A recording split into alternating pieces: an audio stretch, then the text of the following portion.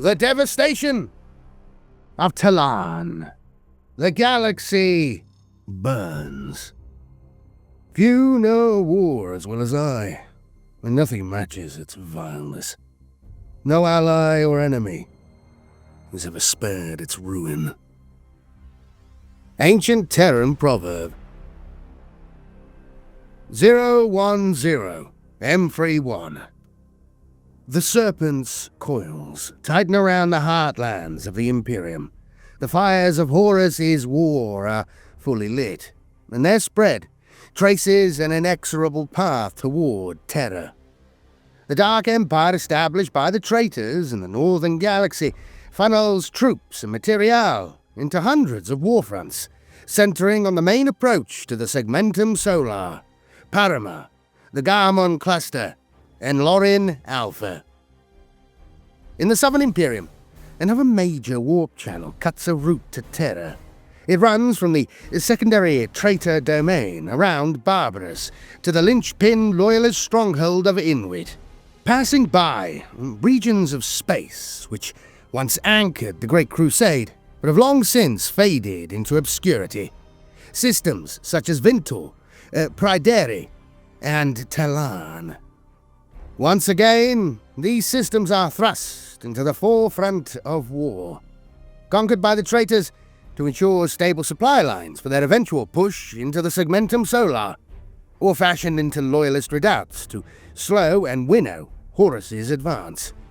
Even those domains which do not directly feel the cataclysmic scale of the Civil War bleed in their own ways for the traitor or loyalist cause, stripped of resources to fuel vast invasion fleets or reinforce burgeoning defensive lines. This was the state of the galaxy faced by the people of Tallarn at the turn of 010 M31, where word of Horus's so-called dark compliance and the bloody reprisals of loyalist warlords alike continued to spread fear throughout solar systems on the Civil War's periphery. Tallarn, like many worlds amongst the Imperial hinterland, had remained tentatively impartial in the conflict. Its administration neither renouncing their fealty to the Emperor nor rallying to the loyalist cause, daring to hope that the Horus Heresy would pass them by just as the Great Crusade had. Both traitor and loyalist camps had courted the world's government by means overt and otherwise, as the war's front line crept closer, but Tallarn's governor militant had prevaricated for as long as he could. In the end, it would make no difference. The planet of Tallarn. Tallarn was an orb of verdant green amidst the bleak expanse of the surrounding void, bathed by the light of twin suns. The planet was blessed with plentiful and diverse biomasses, lush rainforests, sweeping grasslands, and sapphire oceans which teemed with life. One of the first worlds encountered by the Imperium among the trailing Tempest region, lying eastwards of the primary warp channel between Inwit and Luftyre, Tallarn's bloodless compliance and amenable conditions placed it as an immediate candidate for service as the primary muster world from which to conquer the surrounding stars. Across hundreds of similar worlds, such a fate would have transformed Tallarn into an industrial wasteland, its resources devoured to fuel expanding warfronts. The one factor which set Tallarn apart and spared it this fate was the dearth of life-bearing worlds in the surrounding systems. Without any other easy sources of agricultural provender having yet been discovered in the vicinity, the Imperium could ill afford to render what might be the only agri-world in the trailing Tempest region near barren, and so all effort was made to preserve Tallarn's biosphere while assembling the necessary facilities planetside to support a cluster-wide campaign. Vast caverns were tunneled into the planet's earth and rock, deep storage vaults with the capacity to stockpile immense quantities of arms and munitions, forged also to serve as secure shelters, should the worst occur and the Imperium's armies be forced onto the defensive. Much of these were concentrated within a northern region known as the Crescent Province. The monumental plains of the Khedive Plateau and its heart are serving as both muster and landing ground for the colossal military formations of the Exertus Imperialis, with the adjacent holdfast of the Rakab fortress equipped to coordinate concurrent military campaigns across a dozen star systems. Ultimately, while the trailing Tempest campaign would face myriad hostile enclaves of both humanity and Xenos, it would also uncover ample planets ripe for development as agri-worlds, leaving Tallarn's expansive biomes neither despoiled by industry nor harvested en masse. As a result, once the frontiers of the Great Crusade had moved on from the region, expanding further into the Segmentum Tempestus, the significance of Tallarn waned. Up until the turn of M31, it remained in use as a minor provender site for local suppression campaigns, though most vessels which passed through the Tallarn system docked only at the refueling stations at Murad or the anchorage of Pilgrim's Rest, the once pivotal world having rapidly faded into welcome obscurity. The death of Tallarn. Many will speak of the terrors Horus unleashed upon the material world, of demons and devils wrenched from the ether by profane ritual and dark incantation. Nothing so esoteric was ever needed to witness hell incarnate. All that was required was to turn one's gaze to Tallarn. Princess Master Yashua Konin, during their address at the Sundering of Olympia. 326010M31. The host, which reached out for Tallarn across the void, did not arrive in an orderly grouping of precise warp translations, but as a riot of careening ships. Cast from the Imperium, as if by the hand of some wrathful deity. What was once the 125th Expeditionary Fleet tore its way into real space, a maelstrom of voidcraft which spun and whirled uncontrollably, trailing halos of dissipating aether fire. As dozens of lurching ships smashed together, a handful of Iron Warriors warlords took the opportunity to settle old vendettas. Vast barbed prows, ruptured ship spines, and point-blank broadsides sought to disguise their internecine butchery in the lambent death throes of their prey. The most egregious incident of fratricide came as the battle barge Chola, warship of warsmith Cyrus Strux, ploughed into the spike-wrought at full thrust. A preemptive salvo of plasma warheads, and the Chola's sheer mass bifurcating the Grand Cruiser amidship. The moment the Ironblood breached the warp, however, the chaos ended. About Perturabo's flagship, the reeling Iron Warriors fleet coalesced, hundreds of vessels arraying themselves in a vast diamond configuration in the depths of the void, just beyond the orbit of Tallarn's neighbouring planet of Murad. For any conventional warp jump, translocating into real space this far within the bounds of a binary star system would have come with immense risk. But some dark power had afforded the Iron Warriors the means of reaching the system's heart unhindered, and apportioned them a great advantage.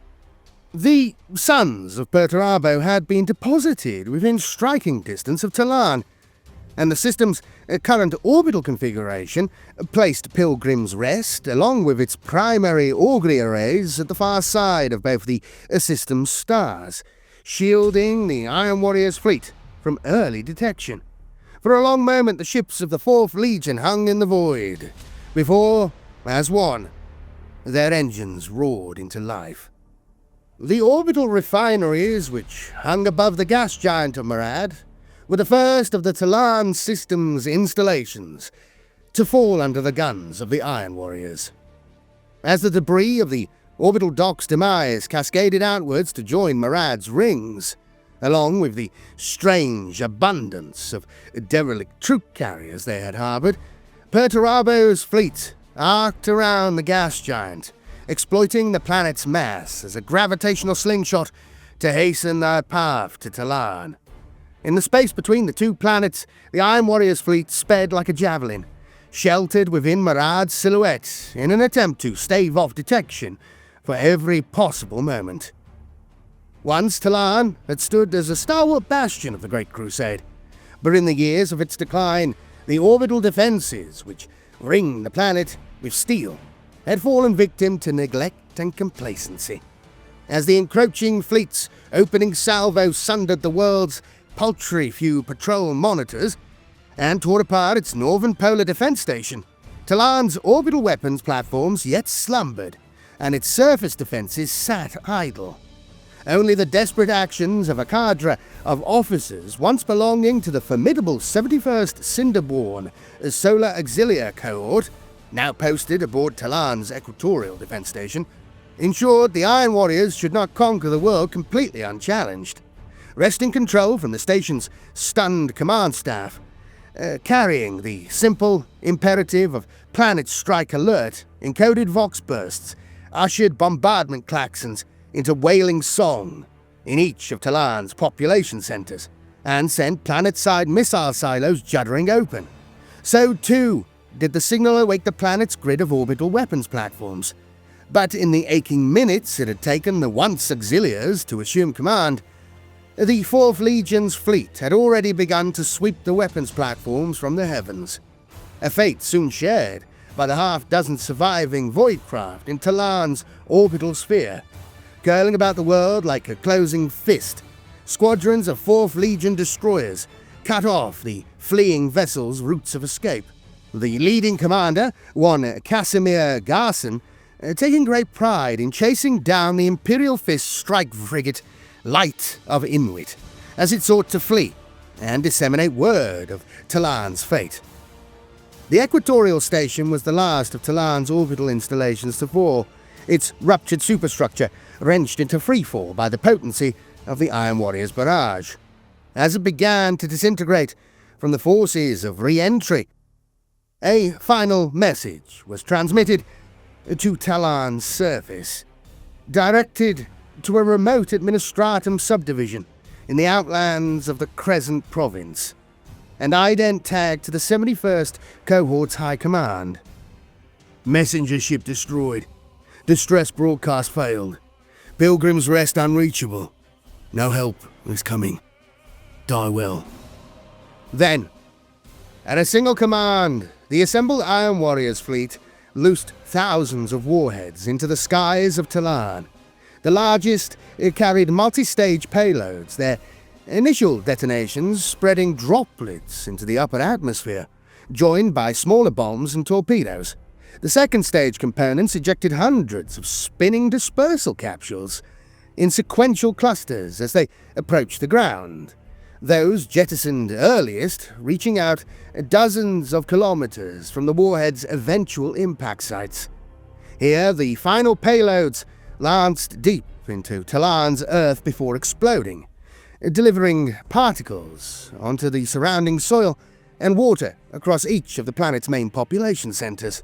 Within seconds, the first effects of the concentrated viral loads dispersed by the Iron Warriors' barrage began to manifest. As Tallarn's populace thronged upon transitways and crowded in tunnels, desperate to reach shelter or flee the cities, they began to collapse in coughing fits. Screams of panic choked as viral strains liquefied their lungs' soft tissue, blood seeping from eyes and noses. Lesions erupted across the skin, becoming weeping cavities as their flesh fell away. Less than a minute after the barrage's impact, all that remained of those first infected were gore-coated bones jutting from pools of rancid ooze. From the cities, this necrotic annihilation spread in a putrefying wave, perpetuating the viral strains with every life consumed as wind and rain distributed particles seeded in the upper atmosphere across vast tracts of the planet's surface. Billions died in agony. Civilians who held no stake or role in the war that had come to annihilate their home pledged to neither the Imperium, which had subjugated and then discarded them, nor the Warmaster's hounds, who had decreed their execution out of naught but spite. Plains and savannas dissolved into seething rot, while forests and jungles collapsed, transformed into meres of reeking slime, peppered with the skeletal corpses of desiccated trees. Tallarn's once lustrous oceans became choked with fetid, decomposed matter, bringing putrescent death to every remote island and secluded inlet, as the festering remnants of the sea's denizens boiled to the surface. Within an hour, Tallarn's biosphere was dead, obliterated by the Iron Warrior's all-consuming necrophage. The verdant green world was gone, replaced by a blighted orb of sickly brown rot, its surface stained with viscous decay, and its skies choked with banks of caustic fog. Unlike the original Life-Eater virus, which had scoured Istvanfree and so many other worlds, the viral strains released upon Tallarn produced no volatile miasma to burn the tainted planet clean. Instead, the dark sciences of the Iron Warriors, Lysatra, had modified the Life-Eater into a contagion which would poison the world for generations to come, prone to mutation and differentiated into dozens of strains with subtly varied mechanisms of death. Furthermore, these viral strains had been engineered to evolve corrosive compounds rather than flammable gases as a byproduct of their consumptive spread, emanating clouds of scalding vapor capable of eating through suit seals and respirator filters in sufficient concentrations. Truly terrifying. The Iron Warriors and their lord presided over a dead world. Rogue viral strains would remain active in Tallarn's atmosphere and stain its ravaged surface for hundreds, perhaps even thousands of years. A fate suffered to spare Perturabo the ignominy of conquering what seemed little more than a long-faded backwater, though to what end only now became clear to his legion at large. Aboard the Ironblood's scarred mass, Perturabo gathered his most senior sons, a single baleful glare silencing recriminations from the fratricidal violence which had erupted less than a day before. Through the malign prognostications of the Fourth Legion's navigators, their minds transformed by the fleet's nightmarish passage to Tallarn, Perturabo's attention had been drawn to a weapon of arcane power said to be buried beneath the planet's skin. Sequestered on the doorstep to Rogel Dawn's fief, such a device would burn a path through the Inwit Protectorate, bringing ruin to his hated brother's homeworld and lighting the way to terror. Perturabo's decree was this: the bulk of the Legion was to remain in orbit, repairing the damage suffered at Liadris, while specific hosts probed Tallarn's plagued surface for the weapon he named the Curses. Retreating into the vast forge workings that occupied the Ironblood's innermost depths to study the strange arcana of their last conflict, Perturabo mandated that he would not be disturbed until the Curses had been found. The grim figure of Triarch Foryx, appointed as proxy in his stead. The assigned commanders rushed to scour the world below, for they knew that to fail in the eyes of their lord was to court death. Though in the aftermath of Lysatra's poisonous arsenal, such a task engendered more peril than it otherwise might. Scant few hours after the Fourth Legion's bombardment, the concentration of viral strains and density of corrosive compounds present in Tallarn's air would prove murderous for even armoured legionaries, with Terminator armour capable of enduring for only brief periods. Instead, patrol sections of 4th Legion armour began to prowl the blighted wastes, delivered by Thunderhawk and Storm Eagle transporters, which weathered the churning fog now saturating Tallarn's atmosphere, the blocky silhouettes of assault landers breaking through the miasma in their wake. Though delivered across Tallarn's circumference to probe known industrial hubs for useful material, and signs of enduring resistance, the focus of the Iron Warriors' activity centered upon a specific region of the planet's northern continent.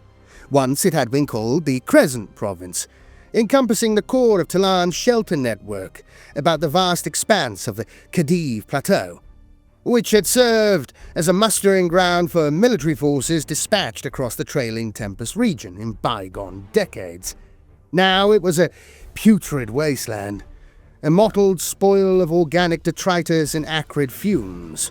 The once sapphire tip of the Crescent Sea to the west, a congealed morass of dark filth, and the mountaintops ringing the Khedive Plateau, projecting above the banks of killing fog like bones, jutting from a rotten carcass.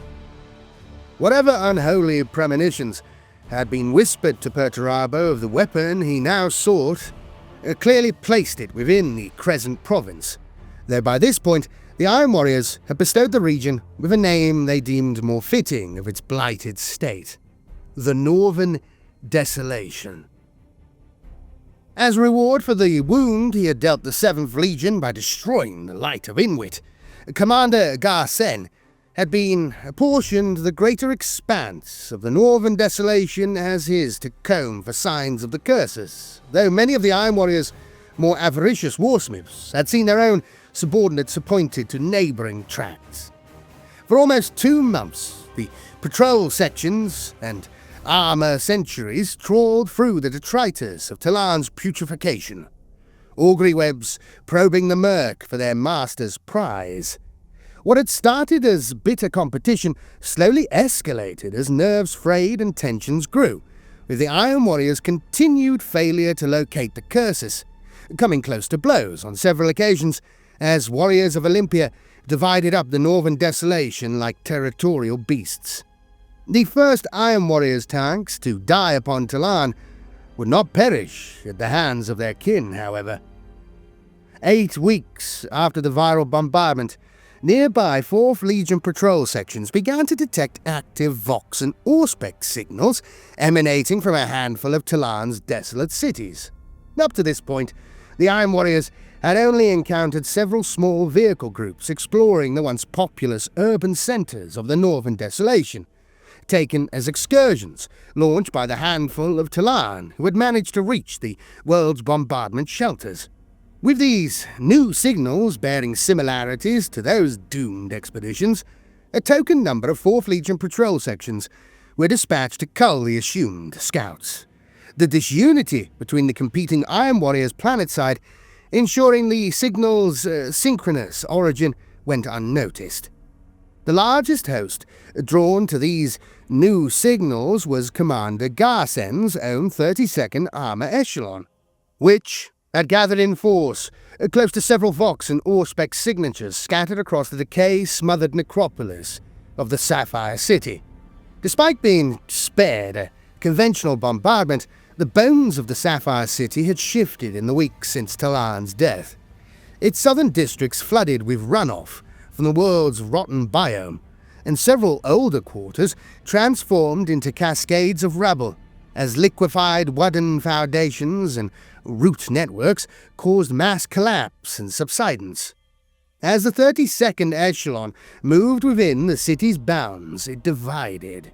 Patrol sections of Kratos and Predator tanks peeling away from armour centuries of Land Raiders and Sicarians to root out the half-dozen signals which called forth from the toxic miasma.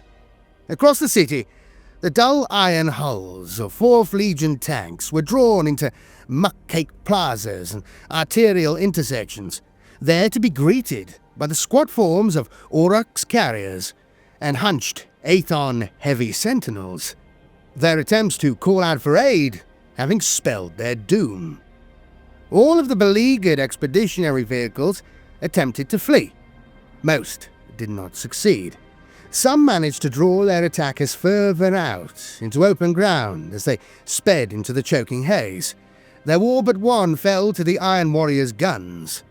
As the grim sons of Olympia stopped to confirm their kills and vox their reports back to Commander Garsen, the first of their number died. Squadrons of Leman Russ vanquishers opened fire into the flanks of the 4th Legion Predators, taking what shots they could from concealed positions behind low walls and piles of strewn masonry, as gunners snatched glimpses of their targets through drifting banks of poison fog, relying on their senses alone. Much of the attackers' first fusillade was far less than lethal, with ill-placed shots glancing off sloped armor. But the handful of Legion battle tanks which detonated, or were suddenly engulfed in sheets of flame, was enough. It proved the Iron Warriors were not invulnerable.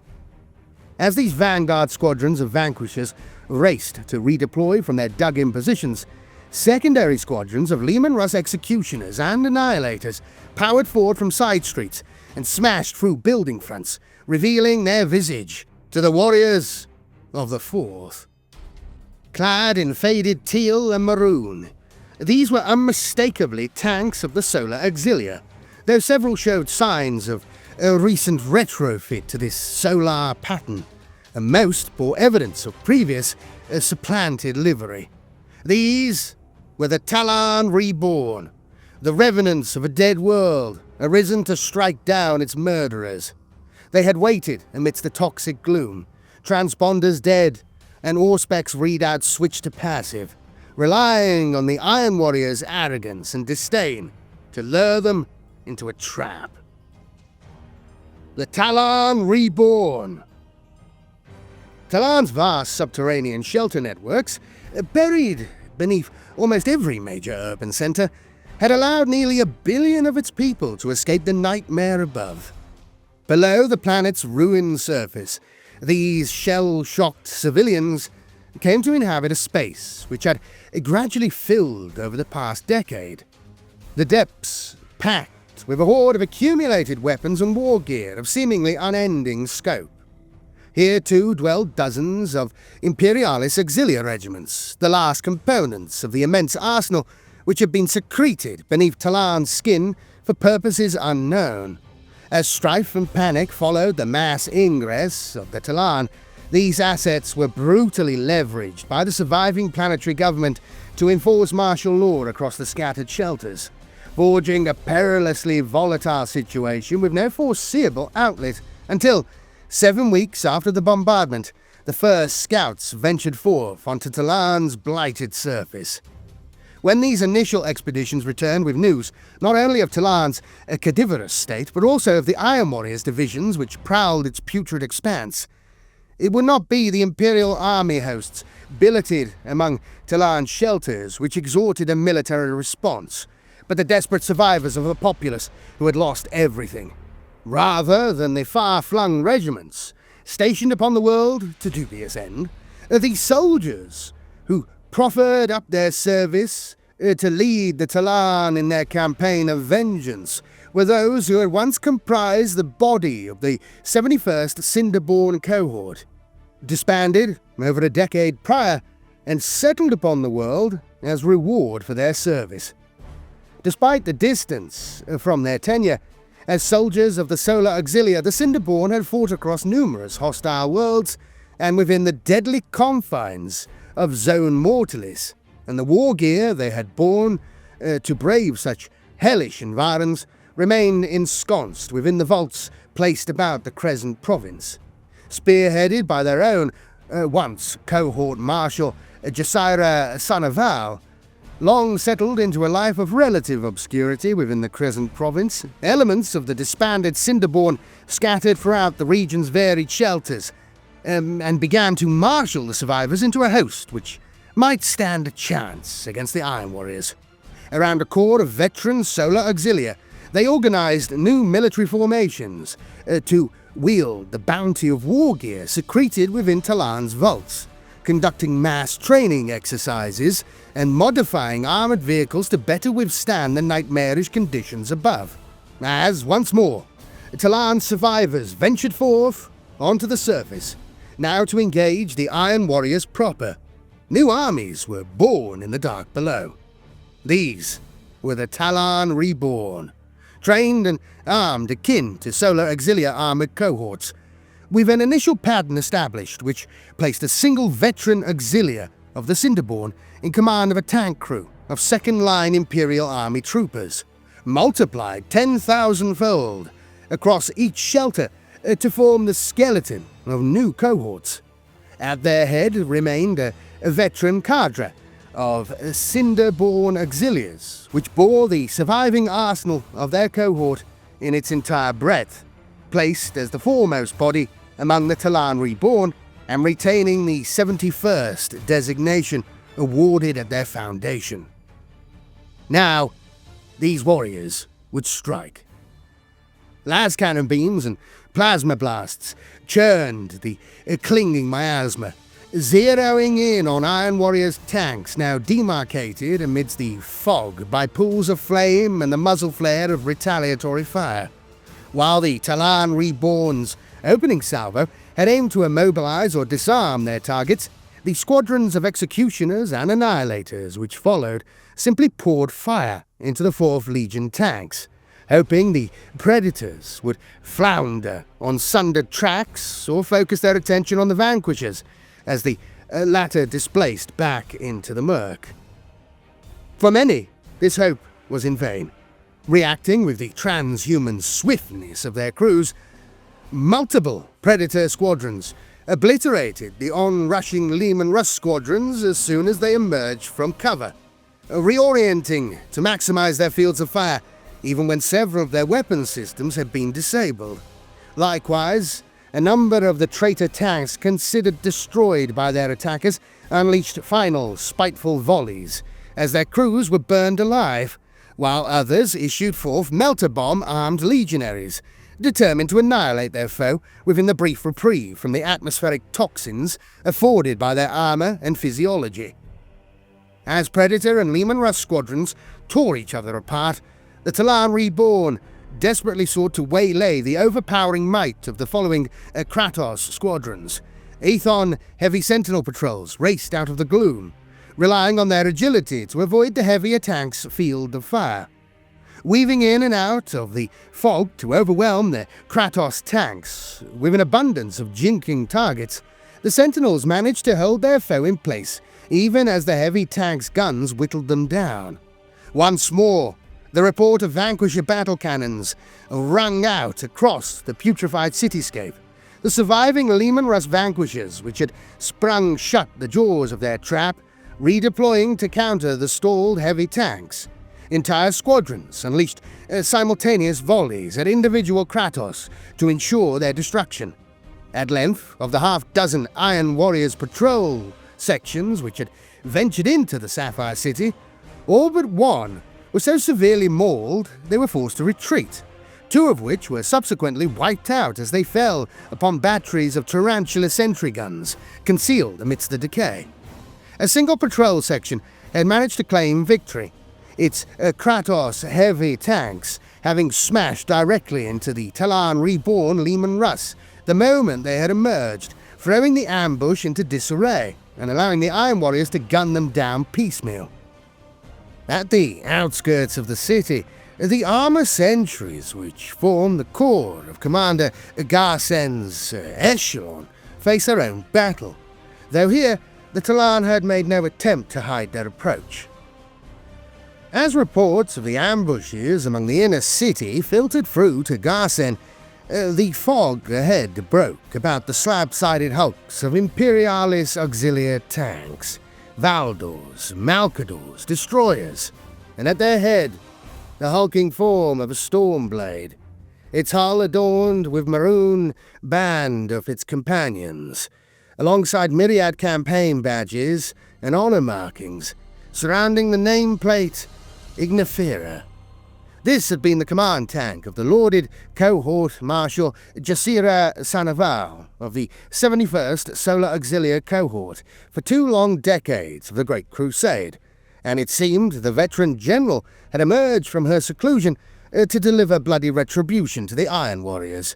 Even with 3 armor sentries of Land Raider and Sicarian battle tanks at his back, Garsen could do little but order a fighting withdrawal, faced with what seemed to be the entirety of the disbanded Cinderborn cohort's most potent tank destroyers, unearthed from storage and fashioned into a single, overpowering sub-cohort strength formation.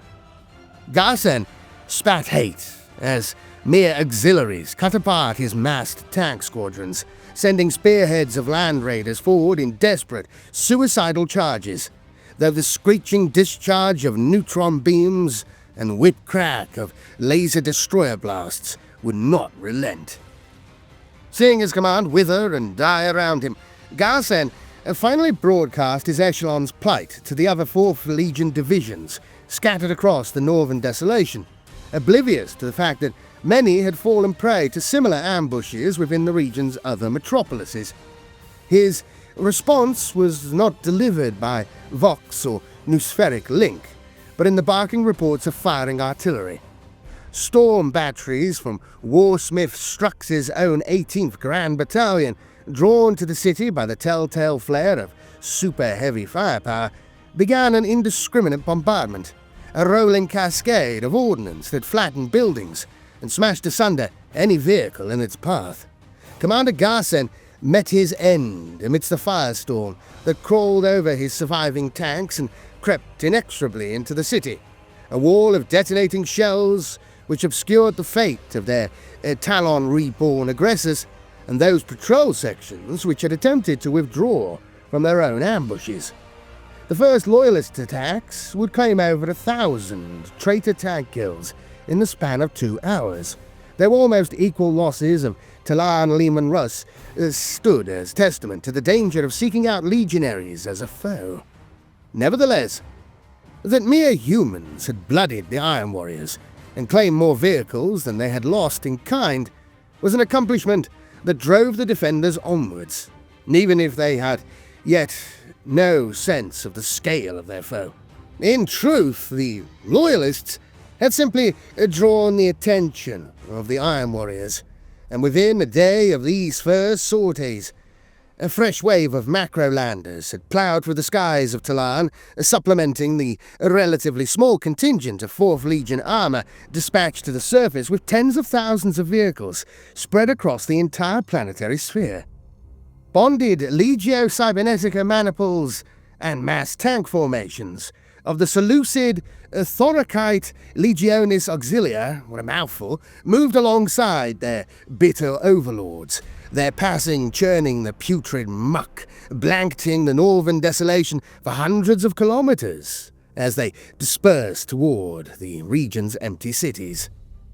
In the following weeks, the Loyalists' ambushes and spoiling attacks would grow increasingly desperate, fewer and fewer sorties returning intact or at all, as the Iron Warriors and their counterparts endeavoured to crush all resistance.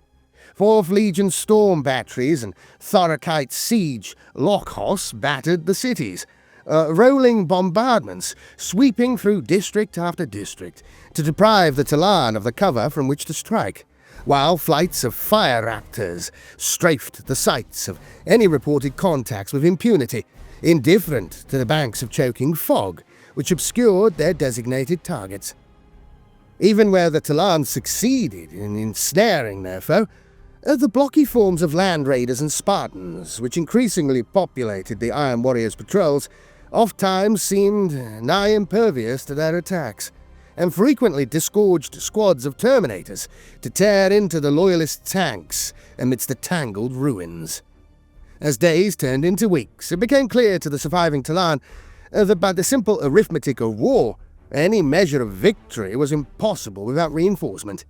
The Loyalists steeled themselves for the slow death they were sure would follow, continuing their campaign of hit-and-run attacks, even as their losses piled up and the encroaching traitors seemed on the verge of falling upon their hidden shelters.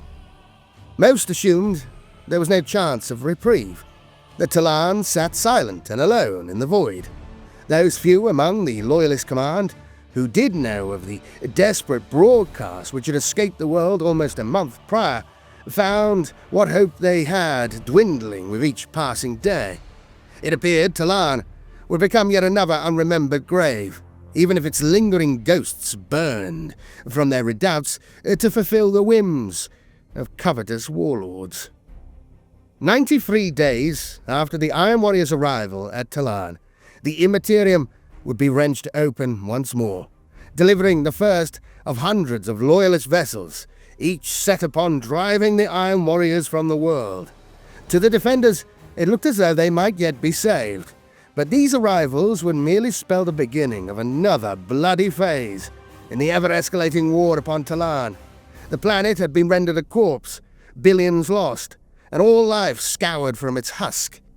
But it seemed fate demanded even more death from the world, and thus poured forth ever more bodies to sacrifice upon the pyre of war. Bitter fruit. At the turn of M31, the frontiers of the Great Crusade had long passed Tallarn by. The conclusion of 50 years of Xenos suppression operations in the neighbouring Trailing Tempest region, rendering its significance as the administrative heart of even those minor campaigns redundant. The world's network of storage vaults and garrison shelters had laid dormant for over a decade. Their last delivery, the battle-tested war gear of the 71st Cinderborn Solar Auxiliar Cohort, upon their disbandment in 997 M30. In the years following the Great Triumph at Ulanor, this would slowly begin to change. Caches of reserve armour from across far-flung war zones were rerouted to Tallarn, deposited among the planet's cavernous vaults, under the pretext of interim stowage. Food stockpiles, already well furnished by Tallarn's flourishing biomes, swelled with the produce of outlying sectors, and large quantities of munitions arrived for storage with little explanation. And despite the quantities of material involved, the stately pace at which Tallarn's once empty storage vaults began to fill raised few questions, though the authority to whom such orders were attributed no doubt helped dissuade scrutiny, each writ of provision bearing the indelible seal of the Warmaster's office. Even as the Horus Heresy ignited, and conflicting ties of fealty carved worlds and sectors apart, the arrivals at Tallarn did not cease. Gone was the Warmaster's sigil, supplanted by new icons, denoting Divisio Militaris generals and high-ranking Legion officers, though much of the shipment's contents remained tellingly constant. As this influx continued, seemingly unaffected by the crisis gripping the Imperium, a different nature of freight began to grace Tallarn's vaults. Macro haulers carried entire hosts of Imperialis Auxiliar soldiers to the world, errant regiments ostensibly scattered by the outbreak of the Civil War, though keener eyes might have discerned that the orders upon which they acted carried authority codes dating some years previous. Here these Imperial army troops could do little but billet amidst Tallarn's vast subterranean shelters, anticipating commands assured to deliver them to the forefront of the unfolding war. It will likely never be known what purpose the amassing of war material upon Tallarn originally served, its initiation coming so shortly after Horus's appointment as Warmaster. The 16th Primarch had ever been a prodigious general, an empire builder, and such movements may simply have formed part of a consolidation of resources on the newfound Warmaster's part, though by the Heresy's opening moves, Tallarn had become an ideal stockpile for an eventual traitor push into the Segmentum Solar. The 16th Primarch had ever been a prodigious general, an empire builder, and such movements may simply have formed part of a consolidation of resources on the newfound Warmaster's part, though by the Heresy's opening moves, Tallarn had become an ideal stockpile for an eventual traitor push into the Segmentum Solar. Of note in this regard is the apparent lack of conviction for the traitor cause within those Imperialis Auxiliar forces relocated to Tallarn, while in turn none could be considered staunch loyalists. This alignment, or lack thereof, perhaps attests to Horus's intent to accrue forces on the backwater world without rousing the suspicions of the loyalist war effort.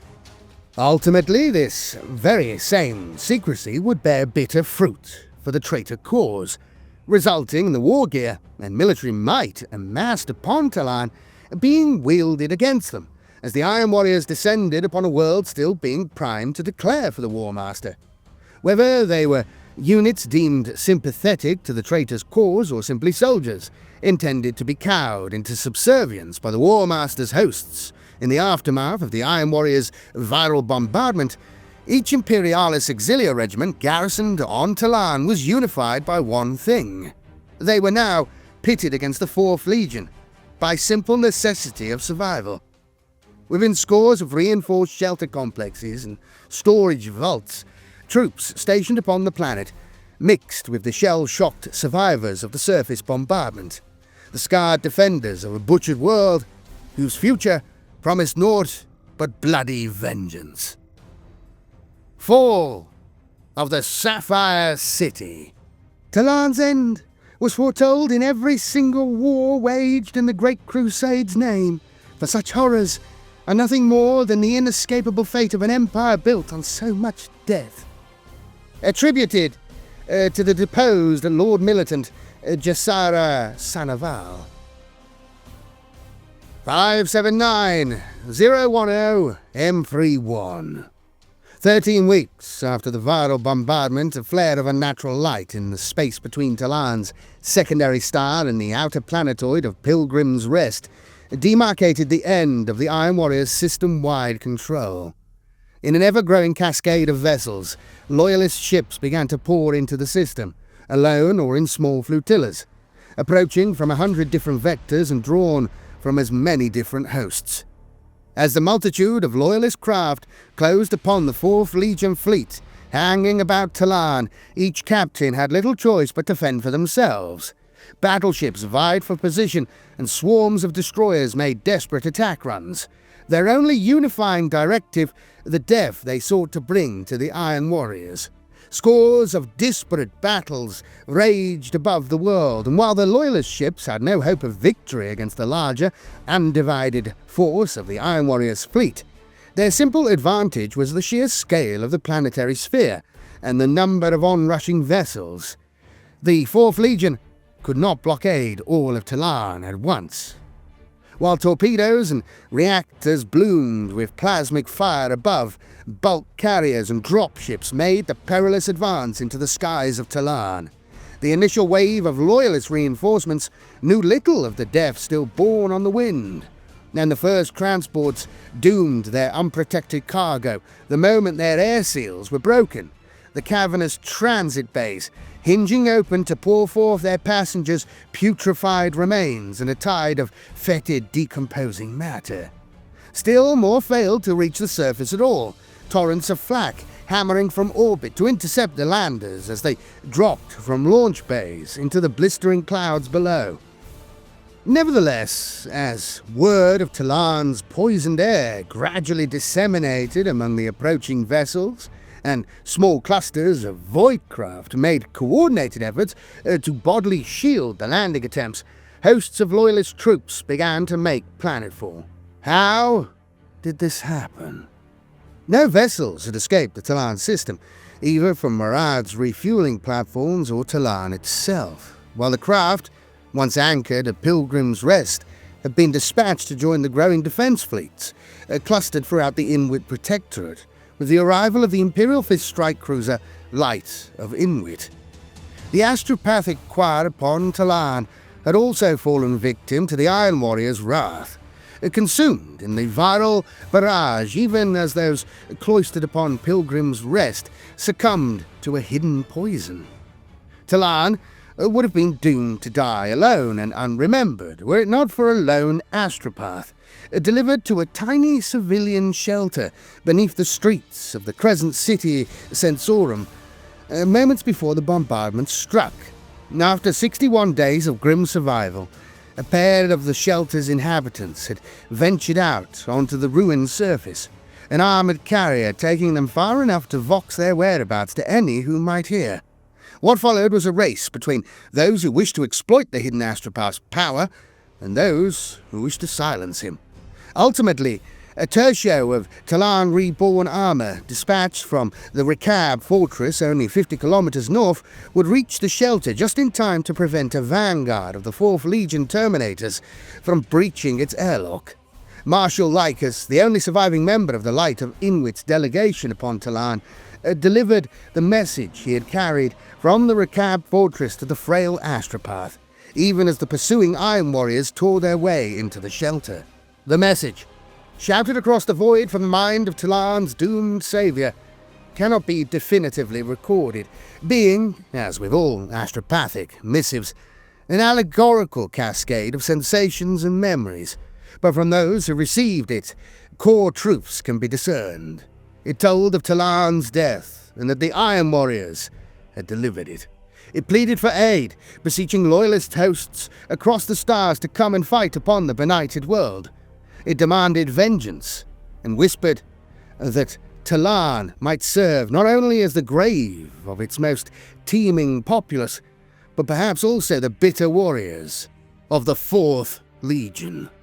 Among the fetid wastes of the northern desolation, battle-hardened tank crews of the Tallarn Reborn voxed disbelief to their shelters, as what sky remained visible between the rolling banks of fog began to fill with dropships.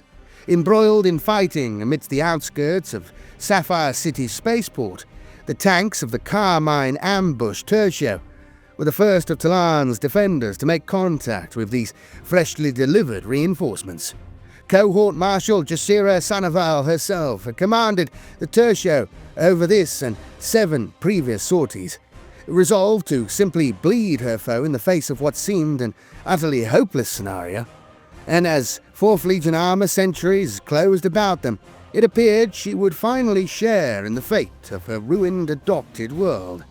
Torn from her reverie by the keening cry of war horns, the cohort marshal could do little but look on with disbelief as half a dozen knights, clad in the motley livery of free blades, charged from the surrounding fog into the enclosing mass of Iron Warriors tanks. Whole squadrons of predators were cut apart by huge chain blades and immolated by thermal cannon. As the knights' charge crashed home, talons of fleet armigers skirmishing at their flanks. Even as the rest of the 4th Legion force reformed to face this newfound threat, the surrounding miasma was boiled away by the incandescence of descending retro-rockets, colossal landers delivering the rest of the Imperium Corsairs' Free Blade Company to Tallarn's accursed surface. Finally revealed to her foe by the retro-rocket's stark light, Cohort Marshal Sanaval ordered the Carmine Ambush Tertio into full attack, eschewing the tactics of strike and fade she had relied upon over the past month of grueling warfare to do battle with her foe in earnest. Caught between the resurgent Tallarn, Reborn, and entire lances of bellicose knights, the 4th Legion Division had little choice but to fight to the last, a scenario echoed across the northern desolation's vast expanse. Here, skirmishes and bloody battles of desperation erupted across the region as a handful of 4th Legion divisions fell upon vulnerable disembarking tanks and waylaid Iron Warriors' armour sentries were overrun by massed loyalist tanks. Ultimately, the main 4th Legion presence upon the northern desolation was forced to withdraw to their own bulk landers and drop fortifications, where they had barracked for the past 3 months of patrol and pursuit, suddenly placed on the defensive as the surrounding wastes began to fill with disparate loyalist hosts. With news of the loyalists' arrival filtering down to the vaults scattered across what had once been the Crescent province, the commanders, ensconced within the Sapphire City's buried shelter network, took the perilous decision to activate their array of geolocator beacons. Across near orbit, the locations of the city's shelter entrances were painted upon every augury readout and sensor array for all to see, welcoming loyalist troops into the fold, but equally steering the Iron Warriors directly towards their redoubts. Such was the defenders' gamble, that the assembled loyalist host would be capable of seeing off the traitor assault, sure to follow now their locations had been shouted to the heavens. No other shelter in the region took such a risk, instead relying on scouting forces of armour to redirect the newcomers towards holdfasts like the Recab Fortress and Kobalek Shelter. Though all such endeavours risked their own encounters with the Iron Warriors' tanks, which still prowled the wastes. In the days following the first loyalist translation into the Tallarn system, forces continued to make planetfall upon the cursed world. Princeps Master Yashua Conan of the Legio Gryphanicus descended upon the once great mustering ground of the Khedive Plateau at the head of Battle Group Meridian, the vast tread of god machines forging a path southwest towards the cavernous vaults of the Recab Fortress. Upon the verge of the Kadir Plains, eastwards of the Sapphire City, Thunderhawk and Storm Eagle transports deposited a host of White Scar's armour, their flanks festooned with sable chevrons, and the hallmarks of effaced Brotherhood icons.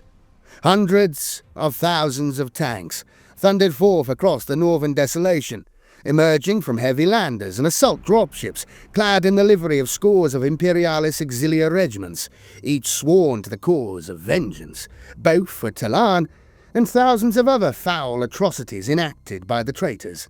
Inside of a scant few days, shelters across what once had been the Crescent Province thronged with armies of the Imperium, be they auxiliaries, tagmata, legionaries, knights, titans, or others besides. Whatever prize the Iron Warriors sought upon this despoiled world, it would not be seized unopposed. As the scattered and disparate loyalist hosts had jostled to make planetfall, harried by the encircling Iron Warriors' fleet, Perturabo, emerging from his months-long seclusion in the face of this amassing foe, laid plans to secure the northern desolation. Here resided the curses upon which his heart remained fixed, and he would not broach the prospect of some loyalist force unwittingly wresting it from his grasp. And despite the 4th Legion's fleet harbouring enough warriors to wipe clean the planet entire, the Lord of Iron was ill-disposed to needlessly expend his forces to claim the corpse of a world he himself had sundered. Neither could he chance indiscriminate orbital bombardment, for he was convinced that the weapon he so coveted lay concealed beneath some patch of this blighted region. And such a stratagem risked its unintentional destruction. Instead, he turned to the methods which had brought his legion victory time and time again throughout the Great Crusade. He would build an unassailable redoubt upon the world and set forth to crush all within reach. The site designated to serve as the Iron Warriors' beachhead among the northern desolation had been chosen by the defenders themselves the moment they had broadcast the Sapphire City's shelter's location into the void. Here was presented an opportunity for the Iron Warriors to obliterate the massed troops who had marshalled to the city's clarion call and break the defenders' will in one fell swoop. Their newfound fortress would set its foundations upon the corpses of their foe. At 596-010 M31, the Iron Warriors' fleet, divided into a score of spherical defensive formations placed across Tallarn's orbit, began a series of complex maneuvers, each subdivision dispatching a cluster of warships on convergent trajectories to the space above the northern desolation. Here, the battered fragments of the Loyalist fleet, hanging in orbit above the Kobalek shelter, stood little obstacle to the encroaching 4th Legion ships. Its flagship vessel, Victory Sacrament, managing to endure the onslaught long enough for Admiral Forek to transmit a single faltering warning to the surface. "Drop ships above the Sapphire City. Enough to..." Transmission terminates. Secure in the void above the northern desolation, the Iron Warriors' converging flotilla arranged itself into 2 elements, one beginning the arduous process of unloading cavernous bulk transports into Tallarn's skies, and the other rolling open its gun ports to gaze down at the scoured land below. As huge dropships and Titan macro-landers ploughed through the planet's malignant atmosphere, volleys of ordnance began to pour from the heavens in concert. Airburst shells, incendiary munitions, and phosphex cluster bombs pummeled the now ruined edifices of the Sapphire City, smashing apart already dilapidated buildings and causing metal supports to melt like wax, pouring in rivulets to join the partly dried organic detritus which caked the city streets. This initial bombardment served two purposes: to steal the defenders' mastery of the terrain and to mask the deployment of their vast invasion force mere kilometres from the city's bounds, with the noise of an incessant barrage and a blanketing rain of dust. As the Sapphire City became cloaked in a suffocating layer of pumice and rubble, a colossal traitor host gathered to the northwest of the city's periphery, its marshalling ground stretching from the eastern edge of the Crescent Sea to the southern reaches of the Needon mountain range. Its commander was the vicious warsmith Cyrus Strux, granted dominion over the newly formed Hexad Themata and the Fourth Legion's allies both, in light of the brutality with which he had repressed the Tallarn's guerrilla campaign over the previous weeks. This was a muster intended to seize the Sapphire City in a single devastating blow, before setting forth to crush resistance across the northern desolation, and only a singular will would suffice to deliver Perturabo's intent. By contrast, the loyalist forces gathered in the dozen shelters beneath the Sapphire City were anything but unified. Officers from 100 different Imperialis auxiliar regiments quarrelled over the most prudent course of action, while Legionis Astartes, Tagmata, and Knight commanders kept no counsel but their own. Even as shells rained down upon the city above, no accord seemed likely. And so, Cohort Marshal Sanneval turned to her own trusted warriors once more, eschewing the bickering of the Divisio Militaris generals and satraps for those hardy few who had defended Tallarn since the conflict's outset. To give you, the consumer of this information, an approximate understanding of the scale of this engagement, I will now list off some of the notable formations involved in the assault on the Sapphire City. The forces of the Warmaster, the Iron Warriors Hexad Themata, comprising the 18th, 40th, 49th, 61st, and 102nd Grand Battalions, as well as remnants of several other depleted formations including the 23rd Armour Echelon. Approximately 21,000 legionaries. Imagine that. 7. Texarchia of the Iron Warriors Seleucid Thoracite Legionis Auxilia. Approximately 900,000 auxiliaries. The Gallibed Oathsworn 81st and 82nd Solar Auxilia cohorts. Approximately 270,000 auxiliaries. The Tagmata Suharamusu, drawn from the Forge World of Encaledonian. Approximately 56,000 Alpha through Gamma grade combatants. Ordo Reductor Covenant Belial. Approximately 24,000 Alpha through Gamma grade combatants. Household Lock of the Questorus House Caesarian, approximating 7 lances. That's around 63 knights. Battle Group Sabactes of the Legio Krytos, comprising 5 battle maniples, approximately 24 battle titans.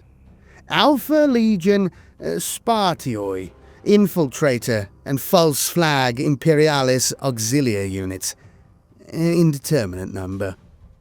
Loyalist forces of the Emperor, 3 cohorts of the Tallarn Reborn, the Saffron Ghosts, Ithak Nur, and the elite 71st cohort, approximating 250,000 auxiliaries.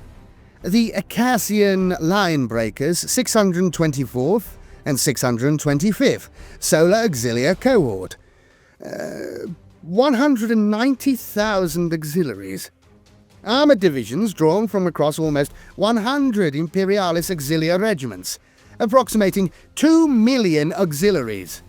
The White Scars Brotherhood of the Forsworn, counted at several times the size of a typical Brotherhood formation and reinforced by divisions from several other Brotherhoods, including the Brotherhood of the Jade Scorpion and the Brotherhood of the Iron Axe, approximately 4,000 legionaries. The Tagmata Zelth, approximating 37,000 Alpha through Gamma grade combatants, the Imperium Corsairs Free Blade Company, comprising 11 lances, approximately 98 knights. The following formations would only join the battle for Sapphire City in its terminal stages. 2 maniples of the Legio Griffonicus, drawn from Battle Group Meridian, approximately 9 battle titans. The Iron Hands clan Bransa, approximating 2,000 legionaries. The Imperial Fists, 26th household, approximating 7,000 legionaries.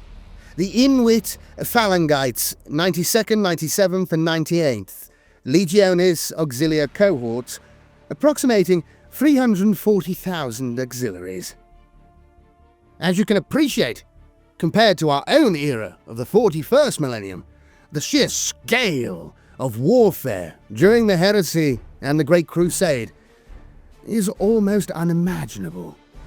The moment the Iron Warriors' orbital bombardment ceased, airlock portals across the Sapphire City hinged open. Tertios of the veteran Sapphire Ghosts Tallarn Reborn cohort ploughing forwards through the rubble of the thrice-devastated city they had once called home.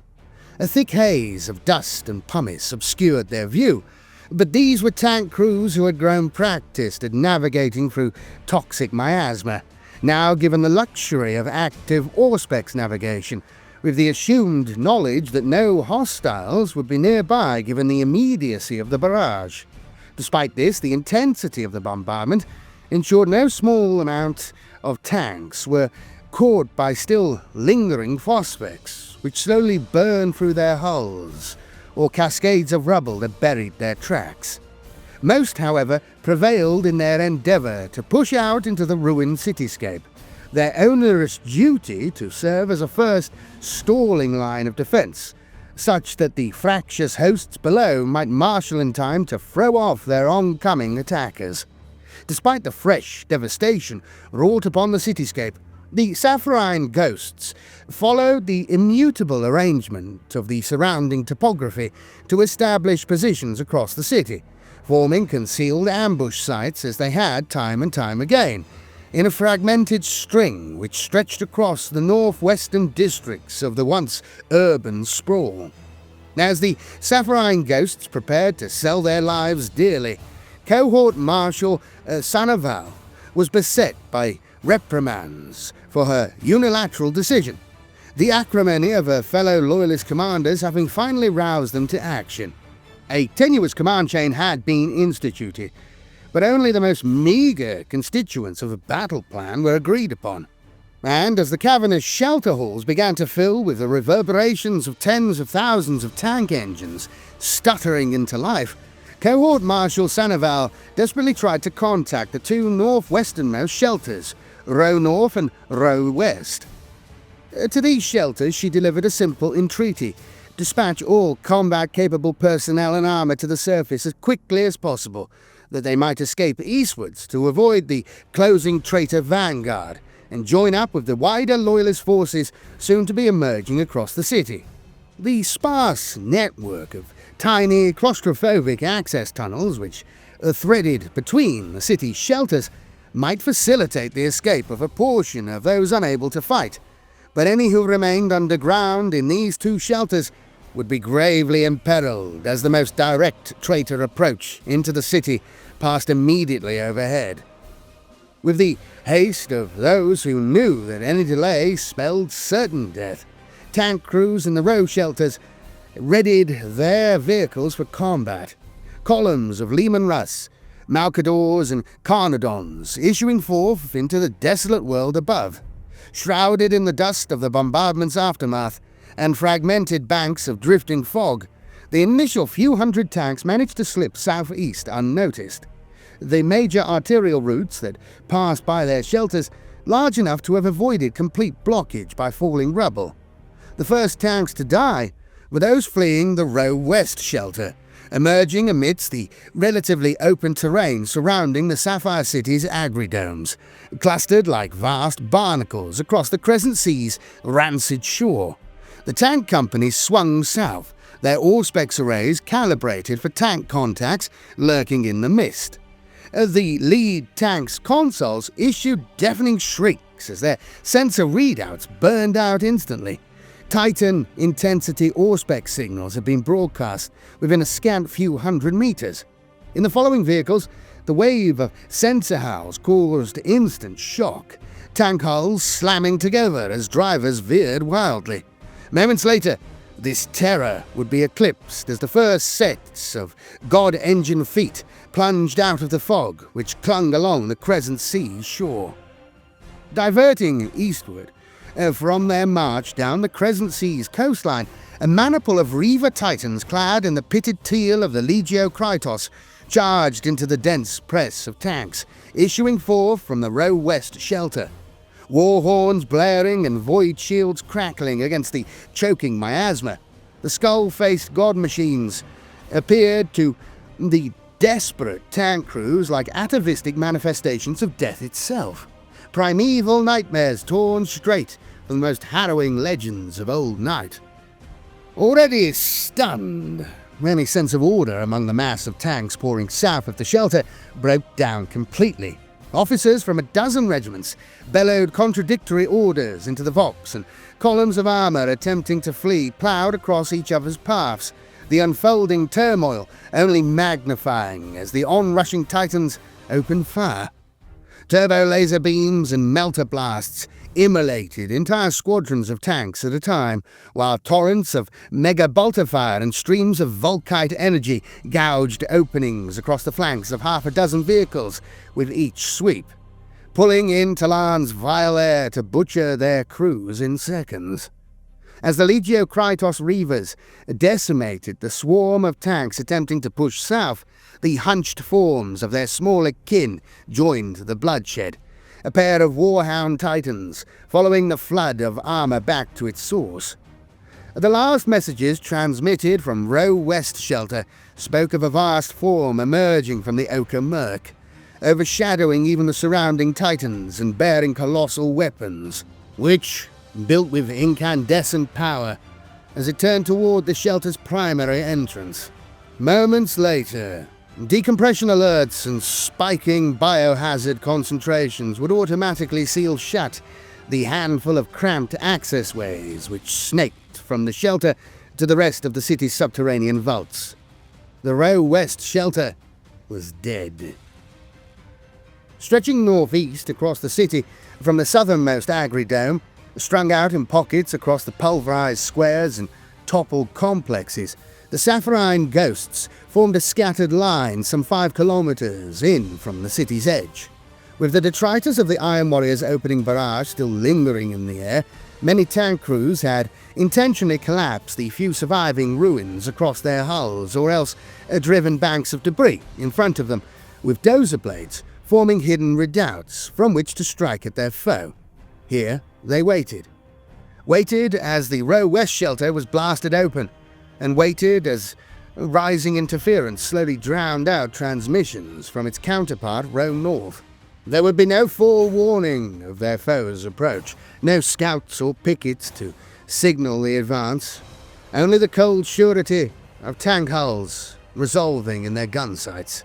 Here they would fight in the same manner as they had for the past 50 days, relying on hate and fear to drive them, trusting the skills and resolve of their crewmates that together they would have the strength to strike back at the Iron Warriors who had murdered their world. Creeping out of the fog ahead in a staggered wall of blunt dozer blades and mine plows, the first line of tanks that would greet them did not bear the iron panoply of the 4th Legion, nor the Seleucid Thorakites. These blocky forms bore the cavernous barrels of siege cannon, Leman Russ Demolisher, and Malkador tanks, rolling forward alongside huge storm sword super heavies, the scattered barks of fired ordnance preceding a hail of shrapnel as siege shells blasted apart the few scarred edifices which remained part standing amidst the Sapphire City's devastation. The hardened tank commanders of the Sapphirine Ghosts, once auxiliaries of the 71st Cinderborn themselves, recognized the vehicle's patterns as solar auxilia issue, even if they were not familiar with the sable markings of the cohort itself. These were the Galibed Oathsworn, auxiliaries long having served at the Iron Warrior's side, and they crawled forth through the broken city to pave the way for the hosts that thronged beyond.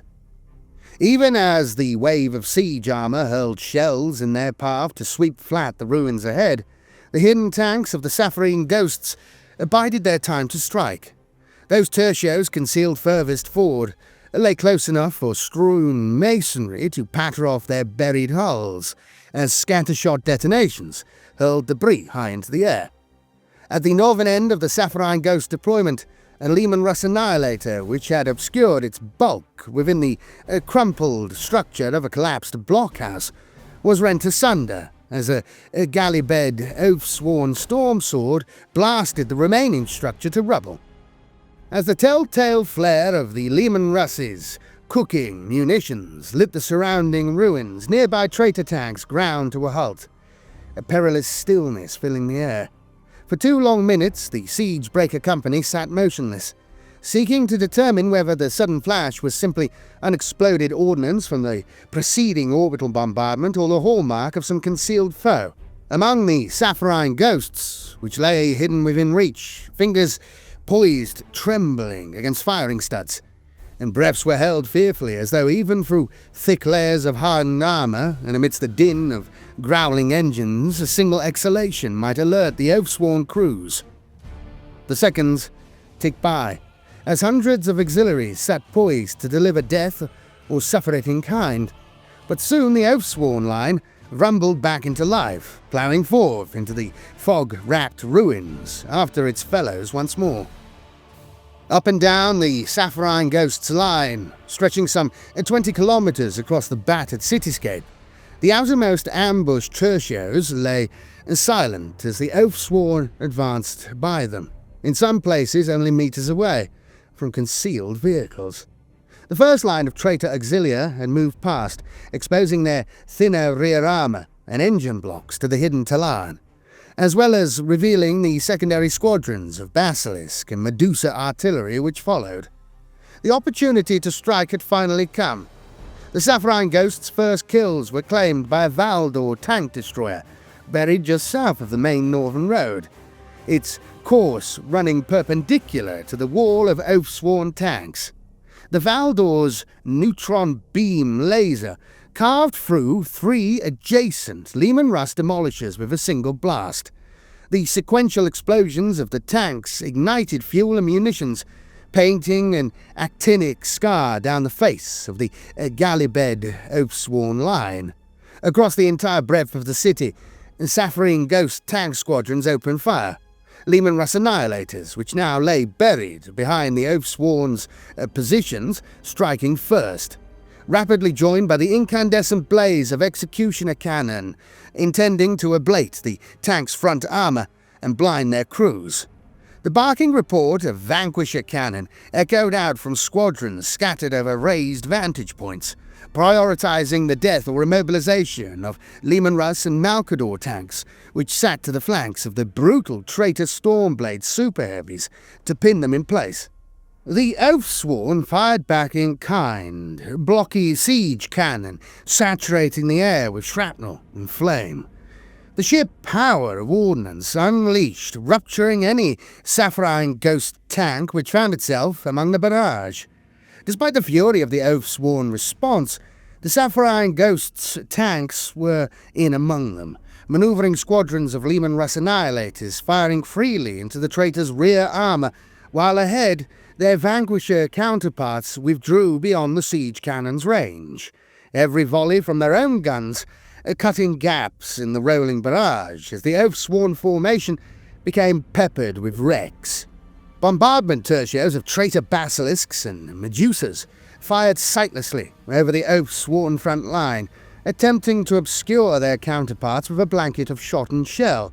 But, with inferior protection and mobility, this rearmost artillery rapidly fell victim to the outflanking tank's secondary weapons, and waiting units of Aethon heavy sentinels, which rushed forward through breaks in the traitor formation.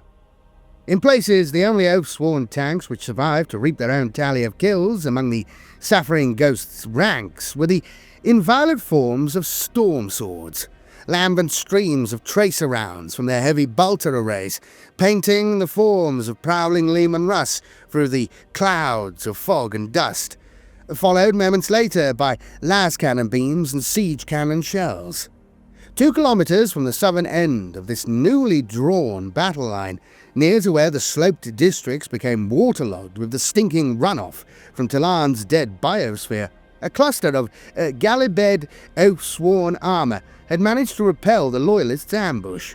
The moment the Sapphire Ghost's tanks had been revealed behind their line of advance, Siegebreaker Company Therios had ordered all vehicles forward, their commander attempting to rapidly redeploy their entire formation rather than try to maneuver against enemy forces positioned both ahead and behind them. Using the bulk of their Storm Sword super heavies to smash aside the loyalist tanks that lay in their path, they had pushed forward into the rubble-strewn plaza, which enclosed the now shattered spire of Nema, losing several lighter vehicles as they broke away from the fighting, but using the heavier storm swords to shield their complement of self-propelled artillery.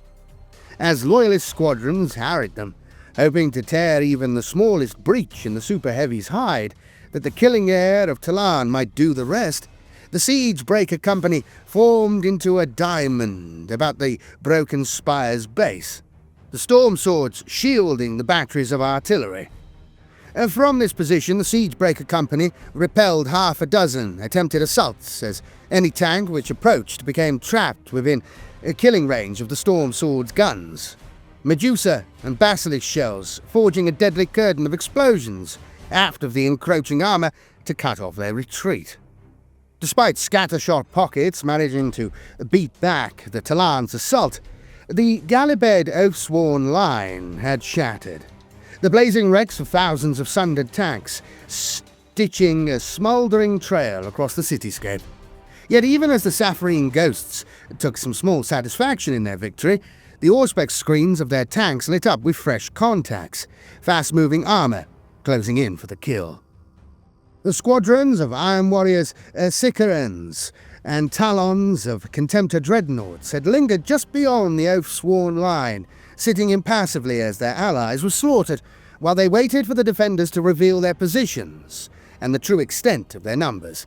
In hundreds of similar engagements, the doctrines of the Tallarn Reborn had been clear, to strike and fade as phantoms amidst the fog. Instead, the Sapphire Ghosts held fast as the Iron Warriors fell upon them, pledged to withhold the oncoming foe from the city proper for as long as possible. Such resolute defiance was met with only callous disregard. Sicarans surged over ground, pummeled flat by the oath-sworn barrage, and Contemptors charged headlong through the rubble, veering from one target to the next as they delivered ruinous harm to the Sapphire Ghost's tanks, content to let the Tallarn's deathly atmosphere seep in through the yawning wounds to murder their crews. In less than half an hour, almost the entirety of the 100,000-strong Sapphire Ghost's auxiliaries, who had deployed to shield the Loyalists' muster, were butchered. Those few tertios which did attempt to withdraw in the face of such an onslaught were chased down by the forms of swooping augurs, attack flyers. The only significant pockets of survivors that endured did so thanks to the intervention of unexpected allies. In the Sapphire City's flooded southern districts, muck-caked battle automata of the Tagmata Zelf emerged from waterlogged tunnel entrances to claw apart Iron Warriors' tanks and tear down hulking Contemptors. In unison, White Scar's Thunderhawk and Storm Eagle gunships tore out of the mist about the Sapphire City's central rise, issuing forth scores of assault legionaries, which fell upon the encroaching Iron Warriors' tanks with melter bombs in hand. Here they joined tertios of dismounted Tallarn Reborn infantry, the central rise's altitude temporarily sparing legionaries and auxiliary alike from Tallarn's killing miasma, as they moved to counter the formations of 4th Legion Terminators which issued from sundered Spartans and land raiders. The Saffron Ghosts cohort of the Tallarn Reborn had suffered dearly for their defiance, but their sacrifice had served its intended purpose. Tens of thousands of tanks had poured forth from the Sapphire City's central and eastern shelters, a seething mass of armour which thronged westwards. The colours of individual Imperialis auxiliary regiments and cohorts lost amidst the magnitude of the defenders' muster. As the Saffron Ghosts fought in vain against the vanguard of the Iron Warriors' Hexad Themata, the main host of loyalist defenders amassed in a defensive line which ran parallel to the front, initially formed by the dying cohort.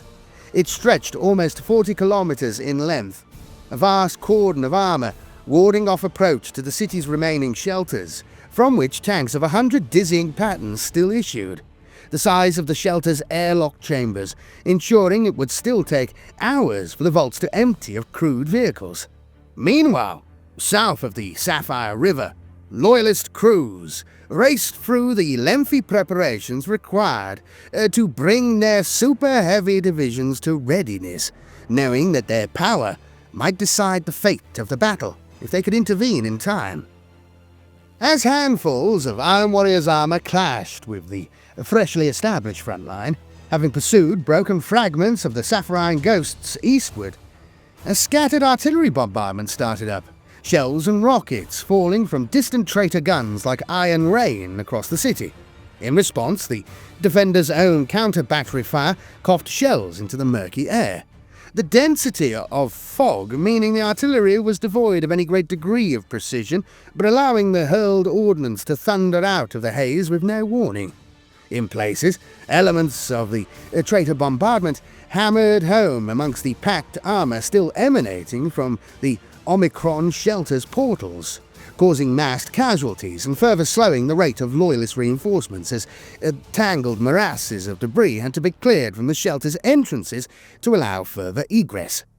Soon the origin of the traitor barrage would be revealed as the core of the Hexad Themata pressed into the city proper, not as a single vast wave like the Gallibed Oathsworn who had preceded them, but as a dozen wedges of armoured might, each targeting a specific point in the Loyalists' line. The leading edges of these brutal formations concentrated Kratos heavy tanks into a killing tide, their flanks safeguarded by squadrons of nimble Sicaran Punishers which prowled through the murk, seeing off Loyalist attempts to encircle the distinct hosts.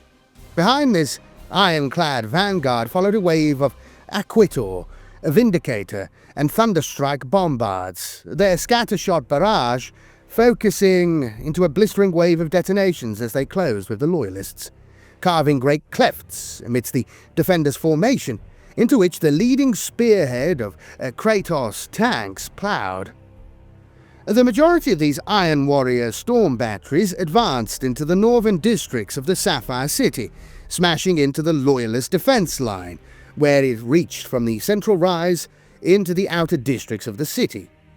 In places, lying only a scant few kilometres westward of the city's Omicron North and Omicron Central shelter entrances. In the face of the devastation unleashed by the Iron Warriors, Tallarn's defenders had little recourse other than simply pouring more tanks into the line of battle. Across the Sapphire City's northern reaches, the urban sprawl became a tangle of tanks, both active and dead, entire companies of destroyed vehicles becoming fresh terrain, around which the flow of battle hinged. At the centre point of the battle line, now spanning the northern districts, Warsmith Strux led an armour sentry of 7 Fellblades in a breakthrough attack which sundered the defenders' front, pushing through hundreds of auxiliary tanks to reach the city's main northern intersection.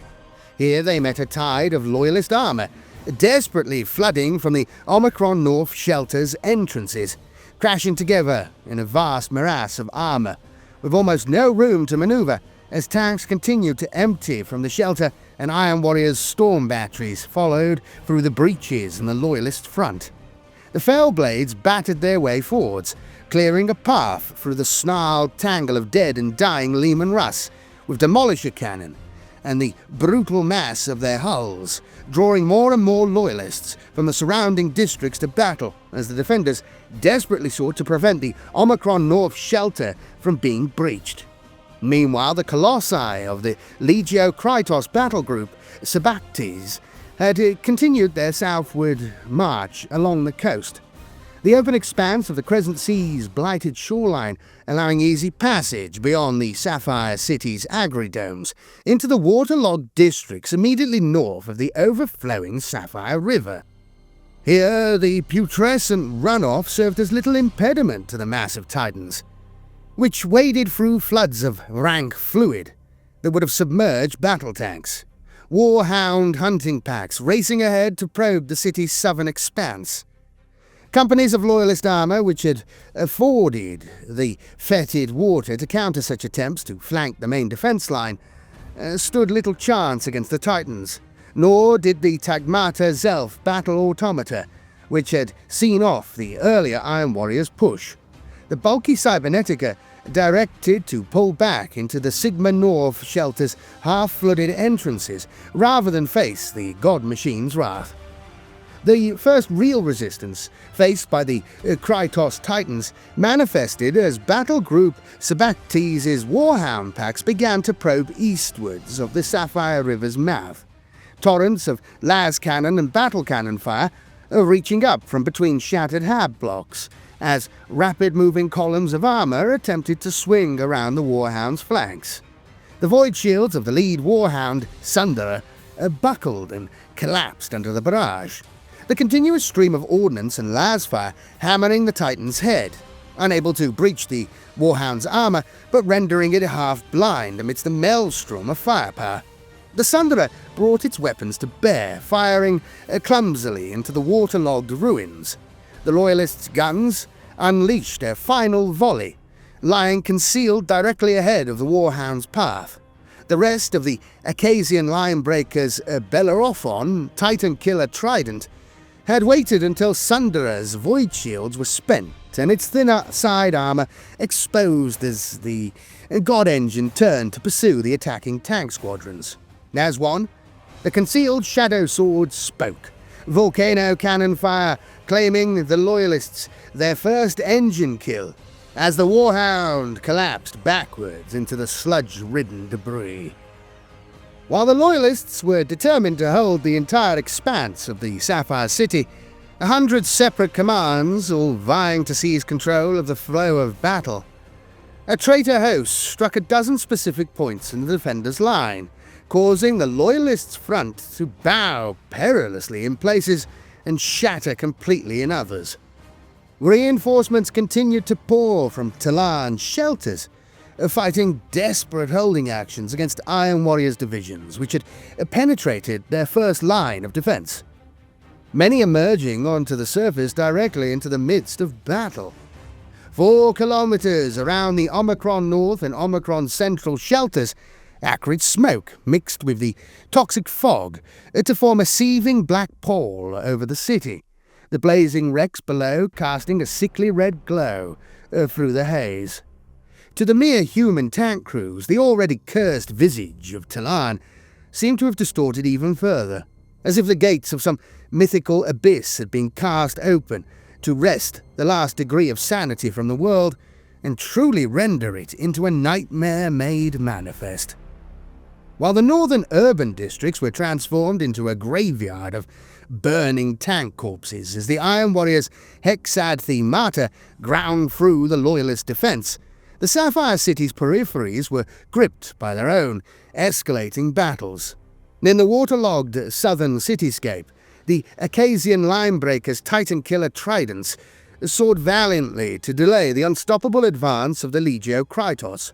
With the battle group Sabactes' full attention now turned upon them, the Loyalist Solar Auxilia were a paltry obstacle in the Titan's path, whose disposition had now been confirmed to include the Warmaster Heavy Battle Titan Typheus. Only the intervention of the Imperium Corsairs Free Blade Company spared the cohort imminent destruction. The multi-hued knights, having forded the Sapphire River at its mouth en route from the Sigma South shelter to strike at the Titan Maniple's exposed flank. In the blighted expanse north of the city proper, a leading edge of the Seleucid Thoracite armor had been outmaneuvered and cut apart by fast armor wings of White Scars tanks amidst the lingering biological detritus and industrial spoil. Squadrons of Predators and Sabres had delivered death to the 4th Legion Auxilia by 1,000 cuts, lunging out of the toxic miasma from every direction before dissolving back into the fog, relying upon the deathly atmosphere to transform even the merest hint in their foe's steel skin into a swift, fatal wound. The 5th Legion formations, identifying as the Brotherhood of the Forsworn, had refused to be pinned down like their loyalist allies to the south, skirmishing along the flanks of the Tagmata Suhumasu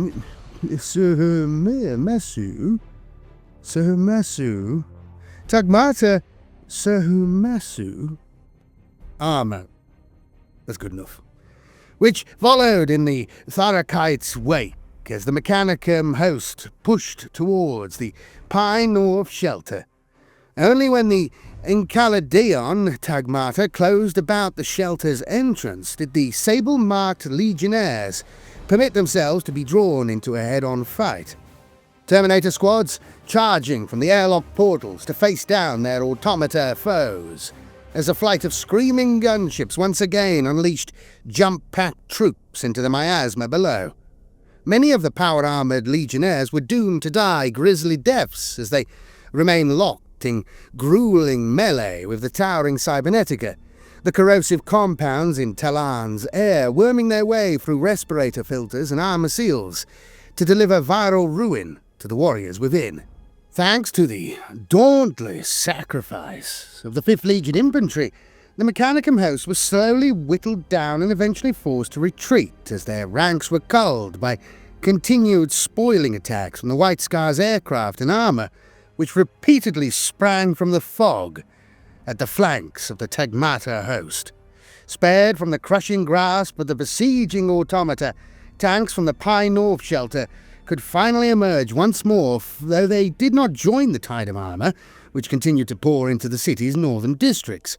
Instead, the assembled tank companies and armor sub-cohorts set out eastward towards the counterpart Pi East shelter, at the urging of the distant cohort marshal Sanoval. Excluded from the main defensive front as reprimand for directing the Saffron ghosts to surface alone, the cohort marshal mustered what forces would heed her directive, including her own 71st cohort, within the eastern cityscape, preparing a counterattack for what she saw as the inevitable collapse of the northern district's defense, as hundreds of thousands of troops died to enemy fire and the world's poisonous atmosphere. The gloomy caverns beneath the Sapphire City faced their own share of bloodshed. Having carved open the Row West shelter with the power of the Legio Kratos' guns, the traitor host had rapidly secured the Subterranean vault's lowest levels to serve as a staging area for an underground assault which would attempt to bypass the Loyalist defensive line.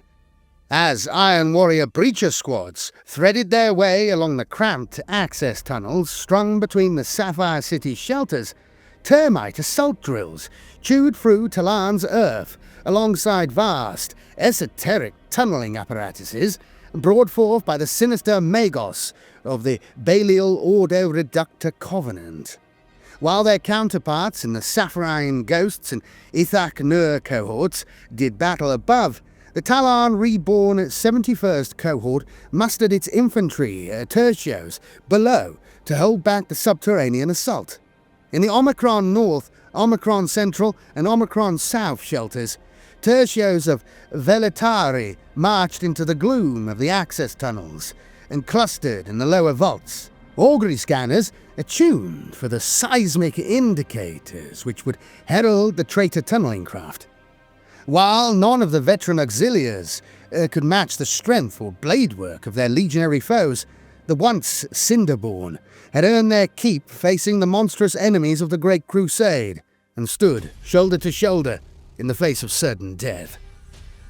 Hundreds of formations did battle across the Sapphire City's expanse, and though it seemed as if the entire city had been set aflame, one stretch of the urban desolation remained conspicuously untouched. For some 20 kilometers between the Omicron Central and the Sigma North shelters, an eerie quiet had descended upon the loyalist defensive line. The growls of idling tank engines and detonations of falling artillery dwindling as increasing quantities of ammo were redirected toward the northern districts, and the traitors' artillery bombardment swept northwards in kind.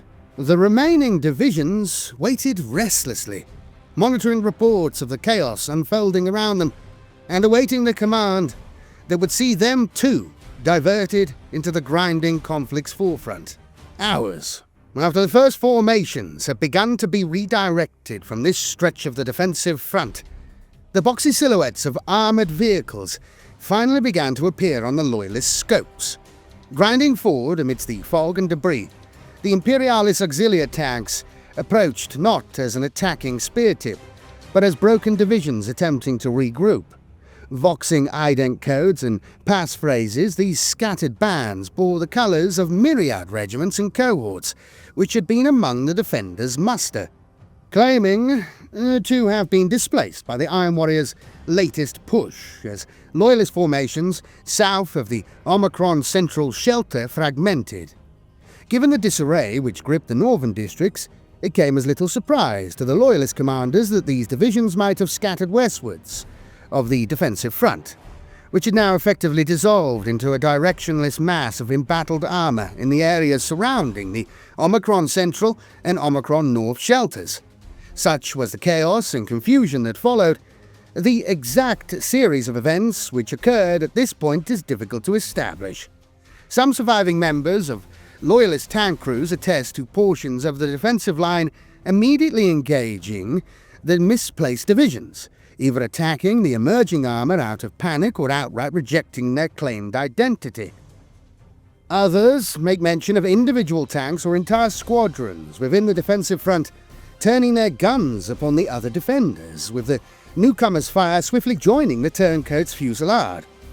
Across much of the defenders' line, the wayward tank division's code ciphers were verified, and the lost tanks were simply permitted to pass eastward, supposedly returning to the fold. That such discordant responses occurred at almost the same moment up and down this 20-kilometre stretch of the Loyalist defensive front speaks not only to the oppressive atmospheric conditions which shrouded each portion of the defenders' line from the others, but also of the disunity among the Loyalist camp. Some accounts also speak of rising Vox interference, which seemed to coincide with the arrival of the wayward divisions, preventing coordinated action among the defenders, or even the wider verification of identities and code ciphers. Regardless of the cause, over 10,000 tanks had been able to move through the Loyalist defensive line, clad in the colours of those who had come to Tallarn's defence, but sworn to the traitor's purpose. With segments of the defensive front already sundered, these war bands, still feigning the countenance of broken and ragged divisions, reformed into more orderly ranks, as if mustering to join the defence once more. Instead, the wayward tank's guns spoke as one, pouring fire into the rear armour of vehicles all along the Loyalist front. One by one, sections of the defensive line died or simply broke as command tanks were targeted by this newfound foe. The chaos which had encompassed the northern war zone now erupted along the remaining length of the Loyalist defence. Tanks smashing into each other as they attempted to withdraw away from the encircling foe, or opening fire upon their counterparts in fear. Every surrounding vehicle potentially harbouring a fresh cadre of murderous turncoats. Subterfuge, duplicity and betrayal were means exploited across the traitor and loyalist divide throughout the turmoil that was the Horus Heresy, and the false flag operation which ultimately accelerated the traitor victory at the Sapphire City conforms to methodology undertaken by myriad hosts pledged to the Warmaster's service. However, it cannot be denied that such techniques were the hallmark of the Alpha Legion in particular. and their involvement in the Tallarn conflict has been corroborated by several distinct sources, including operatives of the Divisio Assassinorum's clade Vanners. All likelihood would therefore indicate that the Alpha Legion played a major role in facilitating this ploy, though to what extent is unclear. That their infiltrators had been present on Tallarn since before the Iron Warriors' assault is certain, making it possible that at least those traitor operatives already embedded among the Loyalist defensive front had been serving the Alpha Legion for some time. Of the supposedly wayward divisions of armour which passed through the defenders' line, it is unknown whether their declared identities as fragments of several Loyalist Imperialis auxilia regiments indicate simple assumed identities, or whether elements, or possibly entire hosts of the Loyalist Imperial Army deployed to Tallarn in the preceding days were already sworn to the traitor's cause. Loyalist resistance across the Sapphire City's central districts had been effectively nullified. The defensive line, now a tattered ribbon of broken divisions and sundered wrecks in the aftermath of the traitors' massed false flag ploy. Through this shattered front, reserves of traitor Seleucid Thoracite auxilia surged into the eastern cityscape, pushing towards the Xi East and Xi West shelters in massive columns which swept aside the trails of Loyalist armour still escaping the shelters to join the northern defence. In the flooded districts to the south, the remaining Titan killer tridents of the Acasian linebreakers, which had managed to blunt the Legio Krytos attack, thanks in no small part to the near-suicidal attacks of the Imperium Corsairs Freeblade Company, finally faced their doom as huge assault crawlers emerged from the blighted sludge of the Sapphire River. The Iron Warriors, Mastodons and Spartans had ferried massed Terminator detachments and Leviathan dreadnoughts across the Crescent Sea's putrefied seabed, slowly crawling their way from the traitors' landing zone, and now unleashing their deadly cargo across the southern districts of the Sapphire City. Where the waterlogged ruins had once served to stymie the titans of the Legio Krytos, allowing the Acasian linebreakers to attack from myriad approaches and dive back into cover, the close-packed ruins now trapped the Loyalist super heavies within killing range of the Iron Warriors' assault. As elements of the traitor host now fell upon the city's easternmost shelters, cutting off the flow of Loyalist armour which had reinforced the northern districts, the battles raging about the Omicron North and Omicron Central shelters were fated to fall in the Iron Warriors' favour. Sheer numbers were all that held back Warsmith Strux's advance across this battlefront, and even this had failed to prevent the near-total collapse of the Loyalist defensive line in this region. The defenders now clustered in ever-shrinking rings of steel around these two shelters. As the Loyalists above desperately fought to withhold entry to the shelters from their foe, the traitors' subterranean assault came perilously close to success. While the cramped access tunnels which linked the city's shelters had formed a bottleneck for the encroaching Iron Warriors' breaches, allowing the auxiliaries of the 71st Tallarn Reborn to fight them one at a time and choke the conduits with dead legionnaires and auxiliary in kind, the traitor assault drills had proven far harder to see off. Beneath the surface, the Sapphire City's shelter network formed a vast expanse of vaults and storage halls, much of their depths untouched even after Tallarn's populace had taken refuge within. These labyrinthine warrens had allowed the assaulting traitor legionaries and Order Reductor cyborgs to surge into the shelter's inhabited zones from 100 different approaches, forcing the Tallarn Reborn to spread themselves dangerously thin, holding key choke points and thoroughfares across the free Omicron shelters.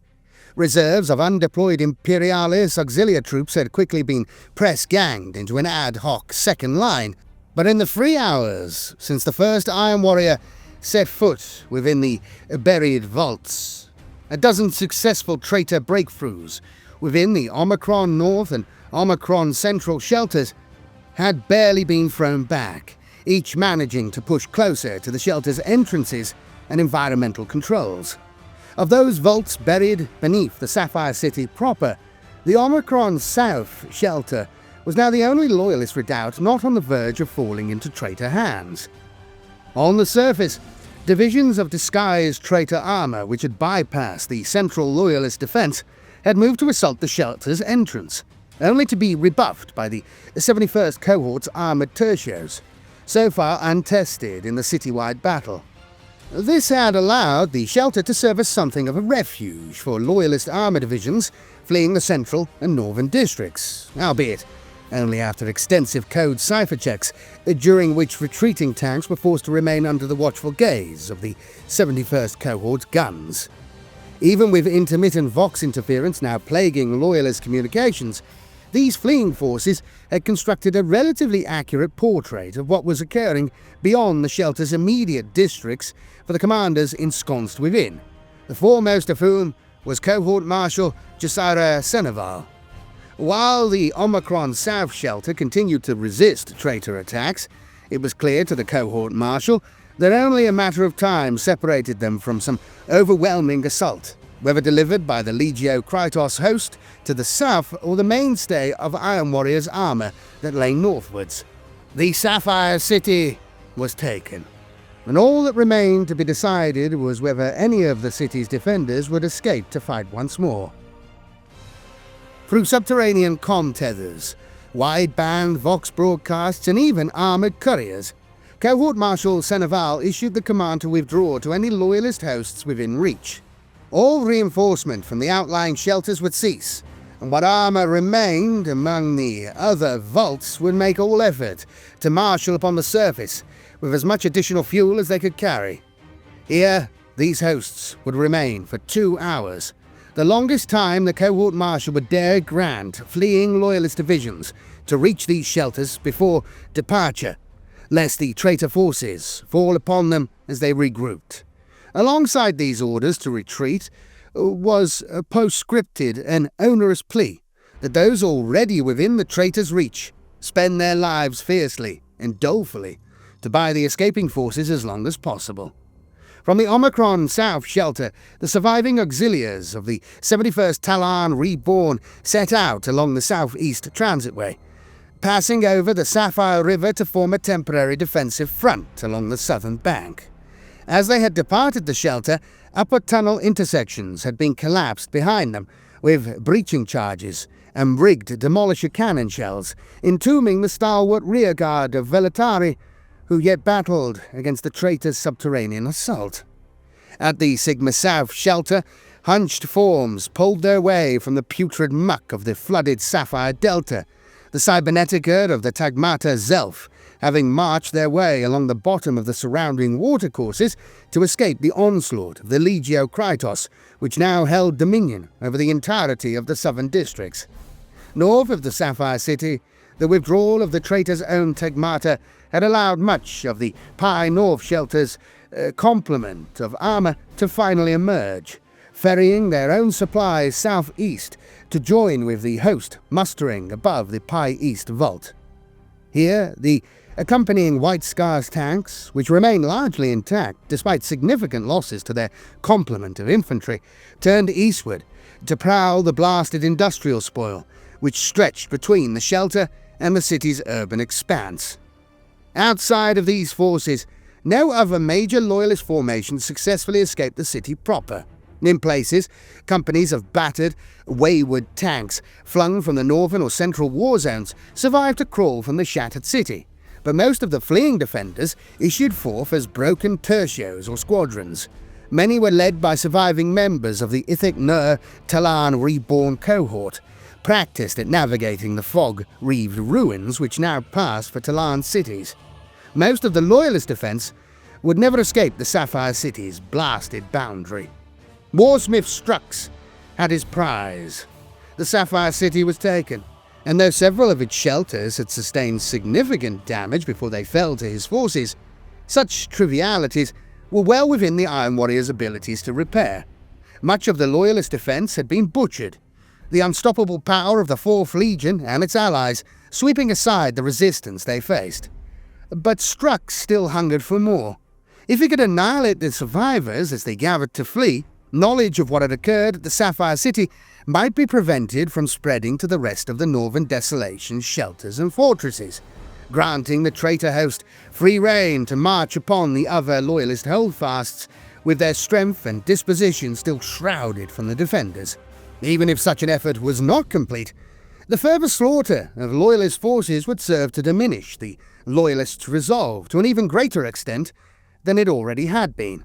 In addition, the loyalist White Scars and Mechanicum contingents represented a much more unpredictable and resilient threat than the throngs of Solar Auxilia, an Imperial army which had broken against the traitors' mass, and the Warsmith was keen to eradicate these largely undamaged hosts rather than leave them to their own devices among the wastes of the former Crescent province. From the three shelters where they had regrouped, the war-scarred loyalist hosts departed, plotting a tripartite route to avoid any pursuing foe. Columns of tanks set out from the Pi East Vault towards the Kabbalak shelter, some 1,000 kilometers eastwards. The pickets placed to their rear, catching occasional glimpses of following White Scar's predators and sabres through the drifting fog. Vengeful ghosts sworn to safeguard their passage. In the southeast, gathered survivors faced a running battle almost as soon as they departed the Z South shelter, Seleucid Thoracite Lochai, which had formed upon the muck-strewn landing grounds of the city's spaceport, fording the Sapphire River to cut at their flanks. Tertios of the 71st Tallarn Reborn fired delayed fused shells in their wake, forcing the pursuing Legionis Auxilia to methodically sweep the ground ahead of them or risk falling victim to the undetonated munitions amidst the fog. While this stratagem brought the fleeing loyalists some respite from immediate assault, creating distance from the traitors that shadowed their escape, it appeared their doom was inevitable as the skies ahead filled with the sulphurous flare of descending retro-rockets. A force amassed ahead of them, armoured divisions, stretching across the mountain valleys which breached the Khedive range and which denoted their only passage southeast to the distant Crescent shelter. As the first volley of ordnance fell, the loyalist survivors braced for death, the Sapphire City seemingly claiming their lives after all. The first fusillade of shells slammed home, but the armoured forms, torn asunder in their withering fire, were not the battered tank hulls of the fleeing defenders, but the brass-chased chassis of Seleucid Thoracite armour. As the banks of fog broke about the withdrawing loyalist columns, the host ahead was revealed to bear the yellow and sable of the Imperial fists, the iconography of the 26th household standing proud. Further east, the intervention of another unexpected host aided the loyalists' escape. Forces departing the Sigma South shelter spared assured destruction as the looming forms of encroaching Legio Krytos Titans suddenly diverted from their pursuit. The deafening blare of defiant war horns thundered from the fog as leading maniples of the Legio Graphanicus battle group Meridian finally reached the southern edge of the Sapphire Delta. Princeps Master Yashua Konin having driven their battle group at flank speed from the refuge of the Rakab fortress some 600 kilometers south. South of the Sapphire River, these titans and legionaries formed a bulwark against the outright slaughter of the loyalist survivors. Imperial fists, rapid strike batteries of Sicaran Arcus and whirlwind Scorpius artillery launched volleys of rockets into the front line of advancing Seleucid Thoracite armour. The remorseless Serf Auxilia ordered to halt their advance in the face of the massed tanks of the 7th Legion and their own Inwit Phalangites Legionis Auxilia. Where these loyalist interventions amidst the northern Khedive mountain range managed to stall the bloodshed, across the Sapphire Delta it merely took on a new and more destructive mien. Void shields crackled and failed as war griffins and Godbreaker Titans unleashed the full scope of their apocalyptic firepower against one another, turning vast quantities of the Delta's rank fluid to blistering steam and annihilating what remained of the urban sprawl that stretched south of the Sapphire River. In turn, each legio's accompanying hosts sought breaks in this cataclysmic firestorm through which to strike at their foes' flanks. The Knights of House Caesarian pushing along the Crescent Sea's coast, that they might encircle and hobble the opposing Legio Grifanica's titans. With the oath-sworn House Cadmus lances obliterated as they had attempted planetfall not a week earlier, Battle Group Meridian had instead enlisted the aid of a host of Iron Hands armor, which had also come to garrison the Rakab fortress. Hundreds of gunmetal tanks rolling forth from Tallarn's miasma to oppose House Caesarian's attack. While alone, the tanks would have proven a feeble counter for the imposing knight's armor. The tanks of Clan Branasaur bore the full panoply of war gear, for which the 10th Legion were known. Macro-destruction phalanxes of Cerberus and Falchion super-heavy tanks, matching even the destructive power of Acastus-class knight armor. Nevertheless, the debilitive capabilities of the Iron Hands' graviton and neutron weaponry were no proof against the brutal power of House Caesarian's knights in melee. And as accelerator shells and las cannon blasts pulled down towering knights, so too were artificer-wrought Kratos and Sikaran hulls rent apart by enormous chain blades and pierced through with shock lances. And so, even as the fighting amidst the Sapphire City proper died out, the violence seemed to spread inexorably, reaching its crescendo as the reactors of vast warlord titans suffered their atomic demise, casting the loyalists' flight in sickly balefire as they attempted the slow crawl to the northern desolation's other shelters. The Shield of Inwit. The relationship between the physical proximity and speed of etheric travel, be it the passage of voidcraft or astropathic missive, has ever been an uncertain one, but whether by practical lore or serendipity, the adjacent star cluster of Inwit was among the first known destinations to receive the plea for aid, which emanated across the warp from Tallarn. Among the Imperial Fist commanders stationed within the Inwit Protectorate, most deemed it likely that the Iron Warriors' assault was the preamble to an all-out attack on the 7th Legion's homeworld itself, and so much debate surrounded what response should be made by the garrisons placed across Inwit's star systems. Ultimately, a force of some 7,000 legionnaires was assembled from across the star cluster. The reformed 26th Household mustered from both veteran Imperial Fists and a greater proportion of legionaries drawn from freshly raised inducti cohorts. Such a host was deemed sufficient to see off any wayward splinter or a deposited garrison of the 4th Legion without severely draining the Inwit cluster's defense, should the full force of the Iron Warriors be thrown against the 7th Legion's domain.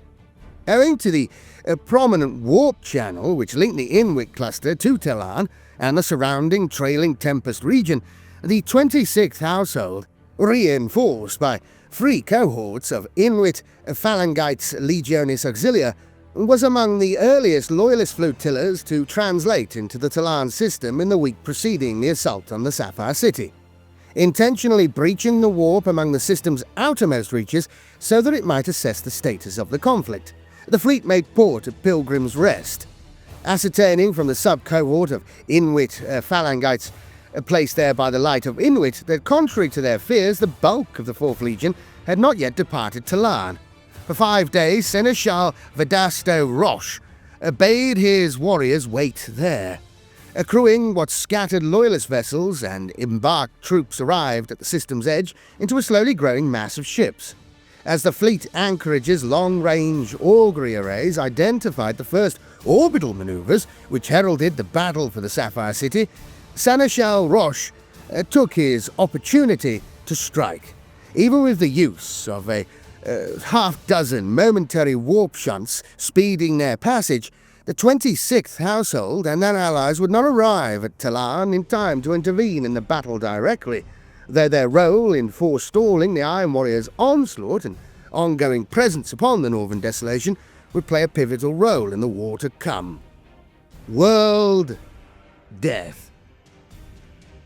The Iron Warriors had broken one of the largest loyalist redoubts within the Northern Desolation, a declaration to Tallarn's defenders that no matter how many wayward hosts were hurled against them, the Fourth Legion would crush all that yet lived upon Tallarn. Even as the battered loyalist survivors fled their defeat, the Iron Warriors and their Mechanicum allies began the work of reforming the Sapphire City's corpse into a bleak fortress from which to enforce their dominion over the blighted region. Temporary defences began to encircle the cityscape, and ruptured shelters were sealed once more, vast industrial machinery descending from orbit to join the military hosts which thronged below. As the traitors consolidated around their prize, those loyalists who had lived to escape the city's bloodshed desperately sought shelter. Across the expanses of the Sapphire Basin, the Khedive Plateau and the Kadea Plains, their passage was marked by a trail of tanks, whose fuel reserves, never intended to endure hundreds of kilometers of travel, had run dry mid-trek. Armored hulls transformed into mausoleums for their ill-fated crews, as stalling engines caused air filtration systems to fall. Despite the losses sustained as these survivors limped towards the cavernous refuge of the Rakab fortress, or the Crescent and Kobolek shelters, tens of thousands did manage to endure the journey. Some despaired, believing that the Sapphire City's defense had represented their greatest and perhaps only opportunity to resist the Iron Warriors' crushing might. Most fell back upon the divisions of regiment and cohort, harbouring petty grievances for their counterparts which festered across the long days of anxious travel to reach shelter. Among the Tallarn, many found fresh resolve. They had drawn their foe to battle upon the wasteland wrought by the Iron Warrior's own hand, to fight and die amidst the rot. And as yet more loyalists flocked to the world. They would do so again and again, dragging the Fourth Legion down into a grave dug by their own hand. As the war upon Tallarn changed, so too did the world itself, where once the fetid slime which plastered the surface formed a seething, liquid rot. Now, ever greater tracts had begun to dry or crust over, some patches forming treacherous pitfalls, where parched earth gave way to huge ditches of putrid ooze. The ever-present miasma which had shrouded Tallarn was an immovable blanket of toxic fog, now coalesced into fragmented banks that rendered the surface even more unpredictable, revealing barren forests of skeletal, calcified trees and structures so caked with muck they seemed to melt into the terrain. The nightmarish but thankfully infrequent patches of rust-red mist, which had proven corrosive enough to eat through toughened glass and military-grade atmosphere systems, had been rendered into distinct bodies of rapidly moving fog. Labelled blood squalls by those who dwelt planetside for their hue and murderous nature. The light of Tallarn's twin suns once more reached down to touch the planet's surface, and the bones of the dead reached back to greet it. The Iron Warriors had a beachhead from which to sally forth as ever more loyalists flocked to the cursed world, while to the defenders of the Sapphire City now represented the beating heart of the traitor invasion, and an object at which they could strike. Any pretense that the Fourth Legion might swiftly claim the prize they sought upon the world had evaporated, each furtive search party now risking an encounter with hostile patrols, as the Northern Desolation's warren of loyalist redoubts took receipt of ever deadlier armoured hosts. Tallarn had become a pole star for warlords of every stripe, drawing vessels, munitions, and forces of massed armour into its deadly clutches with no end in sight.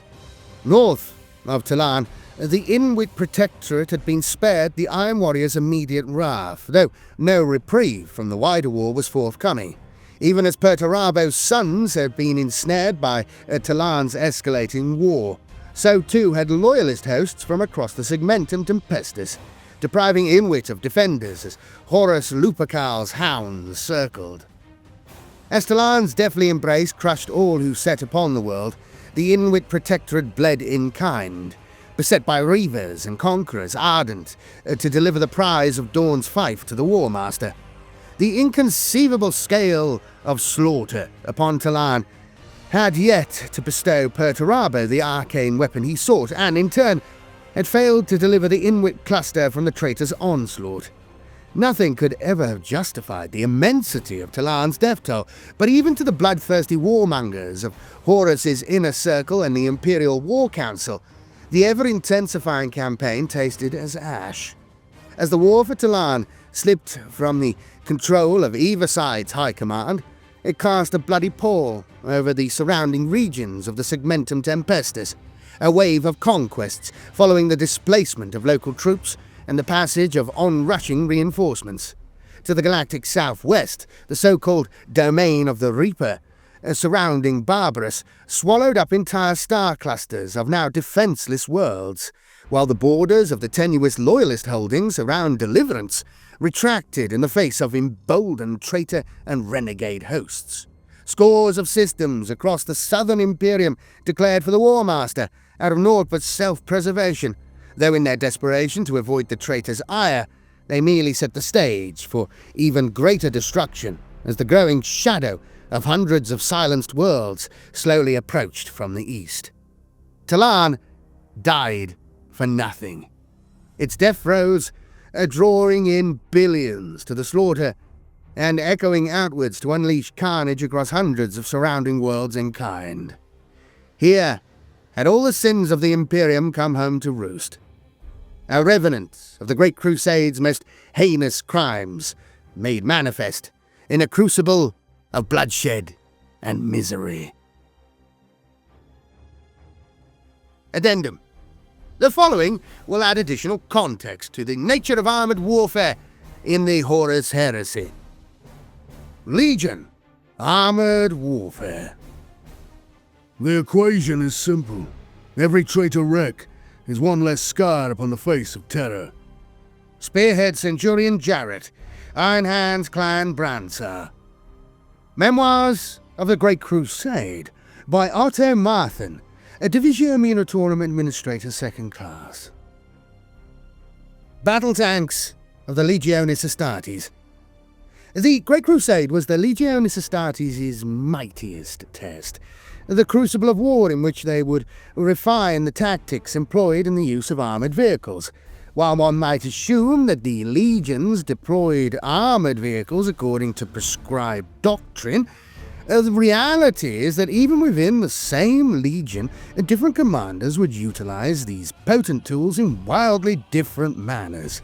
Armoured warfare tactics may have been set to a unified standard before even those legions first took to the field of war, yet such was the hubris of their commanders that by the end of the Great Crusade, each of the legions I encountered had twisted these standards to their own liking and apparent needs. Such blatant abuse of the Principe Bellicosa made the maintenance of the Legion's arsenal and accurate predictions of their military needs by the Divisio Munitorum all but impossible. It was widely believed that the patterns of deployment reflected the personalities of the Primarchs, as was certainly the case in my rather singular encounter with Lord Angron of the World Eaters, whose influence and temperament bled down into his legion and captains over the years.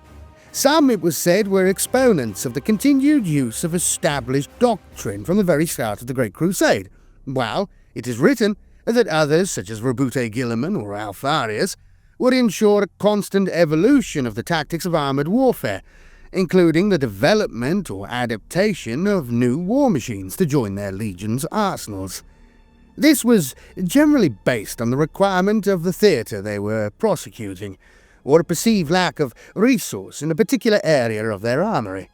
One fine example of this is the creation of the Scorpius, to meet the demands of the Space Wolves against the fortified bastion cities of the Gasulian subrealms.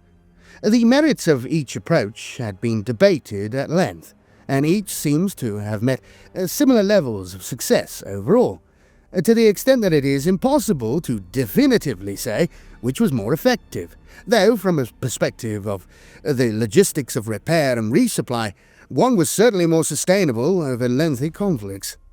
All armoured vehicles, from the ubiquitous Rhino transport up to the Fellblade or glaive pattern super heavy vehicles, once assigned to their legions, fell under the jurisdiction of their legion's armoury, and as such were distributed from there as required.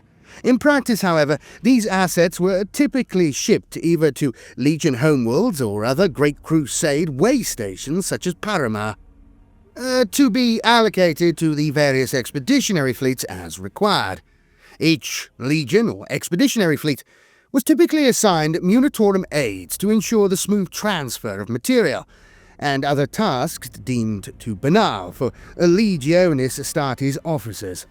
I myself spent some time with the 85th Expeditionary Fleet and the Night Lords, though I spent the majority of this assignment horrified at their ad hoc requisition processes, often witnessing more senior officers acquiring armoured assets from their juniors with little regard for the proper documentation. By the time of my reassignment, I was glad never to have to try to meet the night-black eyes of a Nostraman legionary again, especially having been subjected to a variety of particularly detailed threats for mere insistence that material transfers were adequately verified and authorized. The predominant line battle tanks of the Legionis Astartes, the Predator and Sicaran, were generally not as heavily armoured as their contemporary mainstays in the Imperial army, such as the Leman Russ or Malcador pattern tanks, and with the exception of a few notable legions, could not be fielded in similar numbers. This meant that they generally favoured speed and utilised the transhuman skill of their crews, as well as their ability to operate independently for extended periods, to bring their still potent firepower to bear, as well as to provide support to other Legion forces in line with the surgical assault doctrines of the Legionis Astartes. Predators and Sicarans typically operated in small squadrons of between 2 and 4 vehicles spread across the warfront, though examples of concentrated deployments can be found across the annals of the Great Crusade, including the Imperial Fist campaign against the long-limbed war constructs of the Vaustian Cybocracy. The climactic battles saw hundreds of swift battle tanks outmaneuvering long-legged silicate walkers more than 5 times their height across the rocky open plains of Vaust Prime. Other examples include the notorious battles to bring the Van Dorn Megostrat to compliance, in which I was unfortunate enough to witness the World Eaters pursuing the fleeing Magostrat forces with large numbers of Predator tanks, grinding their foes beneath their treads even before their guns ran dry. Or the rather more glorious charge of the pristine amethyst vehicles of the Emperor's Children against the Orcs on Hyga 5. The standard template construct system for these vehicles also ensured that a wide variety of weaponry could be mounted both upon the turrets and also as secondary weapons on the hull or sponsons. While all legions employed the ubiquitous turret autocannon on their Predator tanks, some legions favoured other armaments in large numbers, such as the Salamander's widespread usage of the Flamestorm cannon. It is unclear whether this was a desire to invoke the fire-breathing drakes the Salamanders came to be named for, a pre-established proclivity of the natives of Nocturne, or a result of Legion psycho-indoctrination. Other legions, such as the technologically adept Iron Hands, with their close ties to the Martian Mechanicum, were able to maintain and widely utilize larger numbers of vehicles bearing more esoteric weaponry, such as neutron blasters or Volkite beamers. As a result, they tended to engage foes at distance that maximized the effectiveness of these weapons. One of the many strengths of the STC approach to tank design was that it ensured that modifications to vehicles could be made with ease, and templates for the production of new models could be widely disseminated throughout the expeditionary fleets at speed. Curiously, this approach began to become a hindrance towards the end of the Great Crusade, with so many specialized variants in service that the requisition of consignments of replacement parts and munitions became significantly more complex and difficult to fulfill. It was also noted by some of my colleagues who work closely with the Mechanicum that several of these variants were often not officially sanctioned by the Martian priesthood, with the demands of the Great Crusade often overriding the standard development and testing procedures in place in its early years. This localized knowledge, sometimes limited to a specific clade of tech marines within a single legion, meant that in certain circumstances a commander would find their forces unable to enact sufficient repairs on particularly complex or esoteric weaponry, as replacement parts or personnel with the required specialist knowledge were not available. The development of the Arcus variant of the Sikaran tank was a textbook example of an attempt to overcome such specialization, designed by Robute Gilliman of the Ultramarines, to provide a fast chassis mounting an adaptable launcher system capable of selecting from and firing multiple warhead types to engage a variety of foes, though this was still relatively untested as the Great Crusade drew to its unexpected close at the outset of the Civil War. While Predator or Sikaran pattern vehicles favoured mobility, vehicles such as the Kratos heavy tank and the Fellblade super heavy tank instead provided solid fire bases, typically of a much heavier weight class, layered in formidable armour plating. These were most often utilised in an infantry support role, generally sporting more potent secondary weapon systems as well as primary weaponry able to threaten even the most resilient targets. Heavy armour vehicles or squadrons were able to move into key positions and use their superior firepower to support a steady advance, destroying any threats to their accompanying legionaries before repositioning.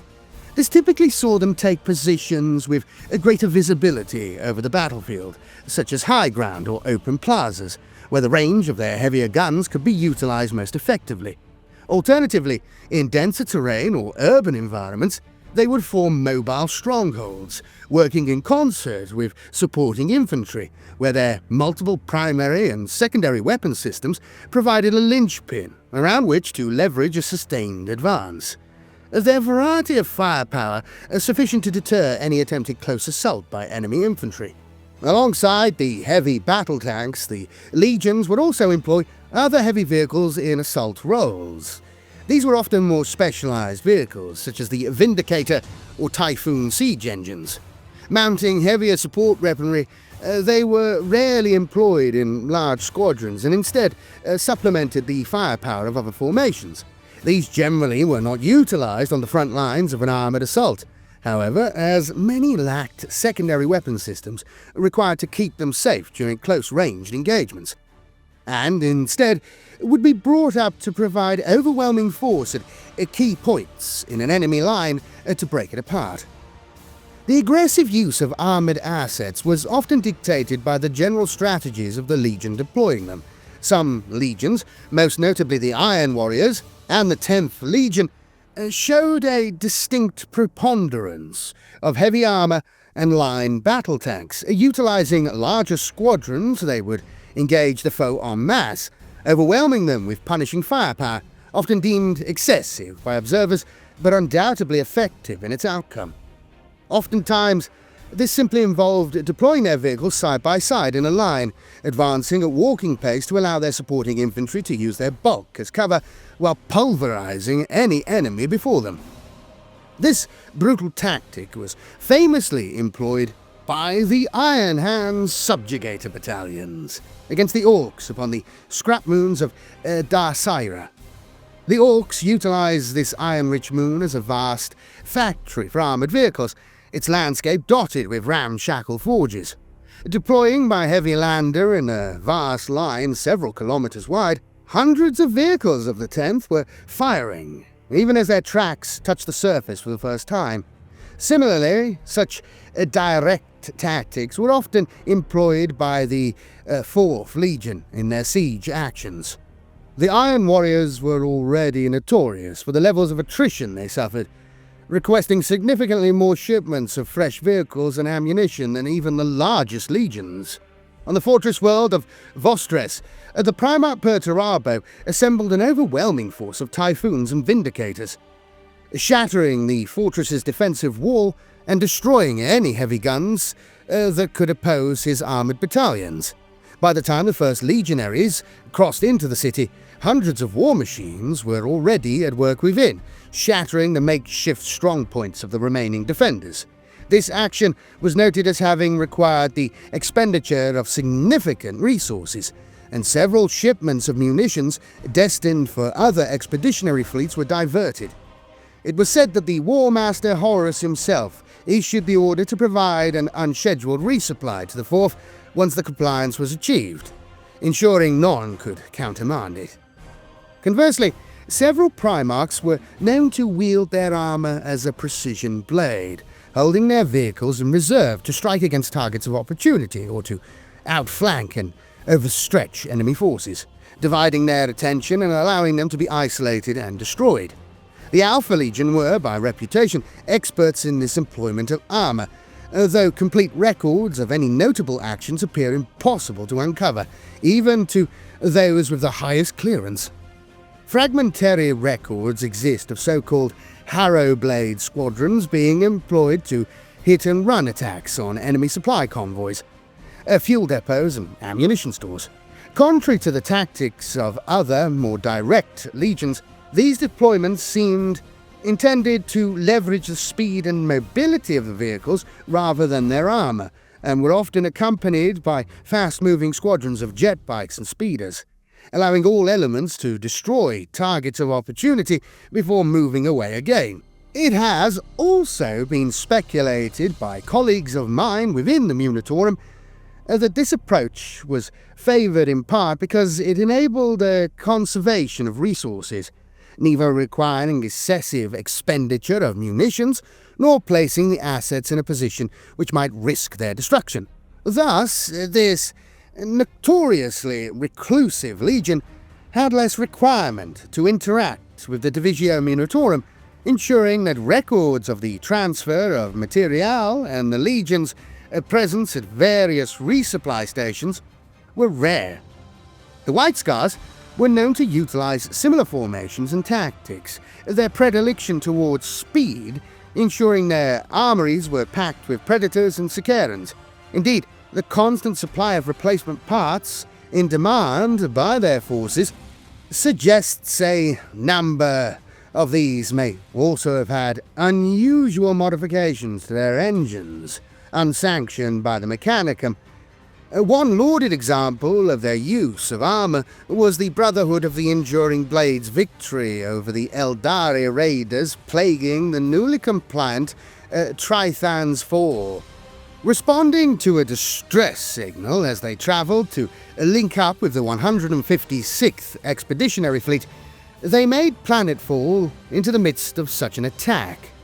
Routing the raiders, the 5th Legion set off in pursuit of the retreating Xenos Gravcraft, the accelerator autocannons of the Saccharans ensuring that there was no escape for their prey, as the few remaining enemy craft fled through a vast gateway device.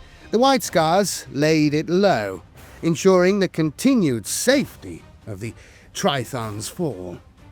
And with that, dear citizen, I bid you farewell.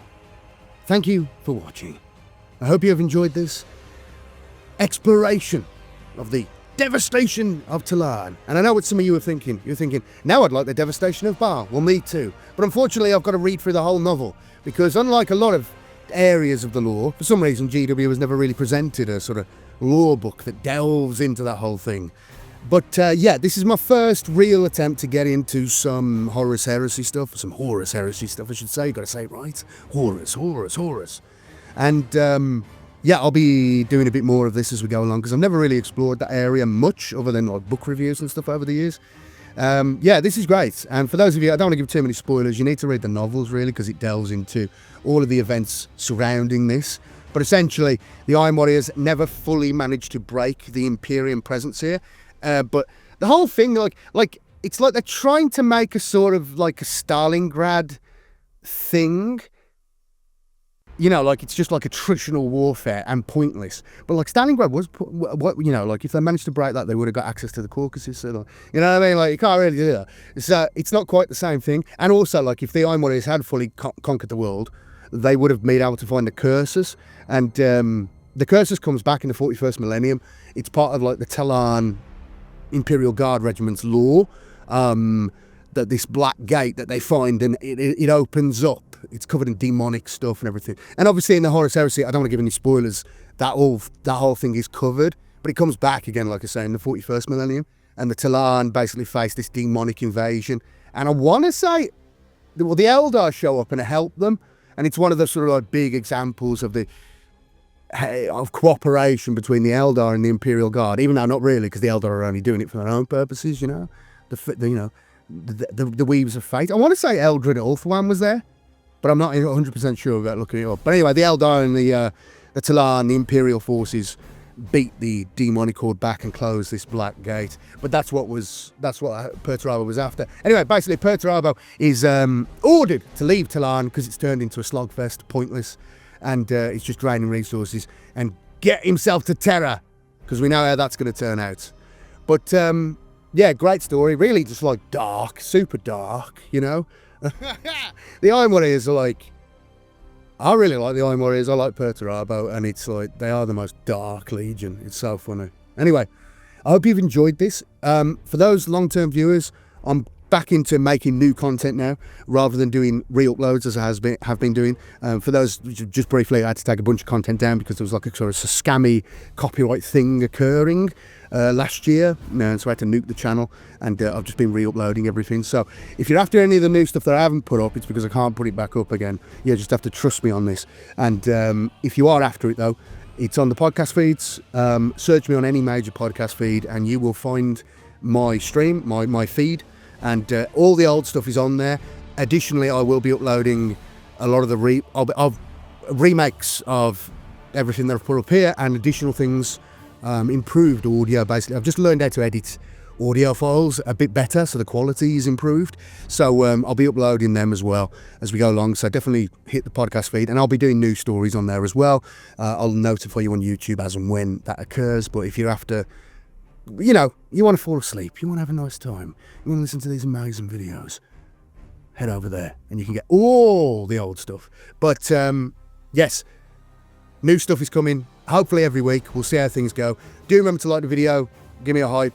Let me know in the comments as well. I'm in algo jail at the minute, right? Okay, YouTube's punishing me because I had to delete everything. So if you would like to help the channel out, please do just give me a like and a brief comment, whatever you want to say. I don't mind. I'll try and respond to it as well. And yeah, share this. So make sure you subscribe to the channel. Make sure you hit the bell. Blah, blah, blah, blah, blah, blah, blah. I'll be back again very, very soon with even more stuff. I've got to do a video on the retaking of Taros, because apparently that happened and it completely slipped me by. So I'll do a video on that very, very soon. And maybe not the next one, maybe the one after. But we'll see how things go. Thank you all for watching. May the Emperor protect. And let me know, you know, is there any sort of big events in the Horus Heresy you'd like me to cover? I'm happy to delve into it, obviously. Don't ask for the Siege of Terror. That's too much right now, okay? That's like 20-hour video, all right, with everything that happens. I mean, even the Devastation of Baal, compared to, I mean, this is only really half of it. You get me? Because like, there's all this other stuff that happens in the novels and stuff. But anyway, yeah, Devastation of Baal is probably going to end up being like a 6-7 hour video, you know? I've got to do Arcs of Omen soon. I mean, that's enough. That's going to be 6 hours. So much to do. So much awesomeness to bring to you. I'm ranting now. I've been ranting too much. Thank you all very much for watching. Thank you to everybody supporting the channel as well. And if you have supported the channel recently, on Patreon or as a channel member, and your name doesn't appear now here, I've got to go through. I haven't got time. Okay, I know for a fact I'm not going to have time to do this. I'm really at it at the second making this video, but I will go through and update the list with all current people.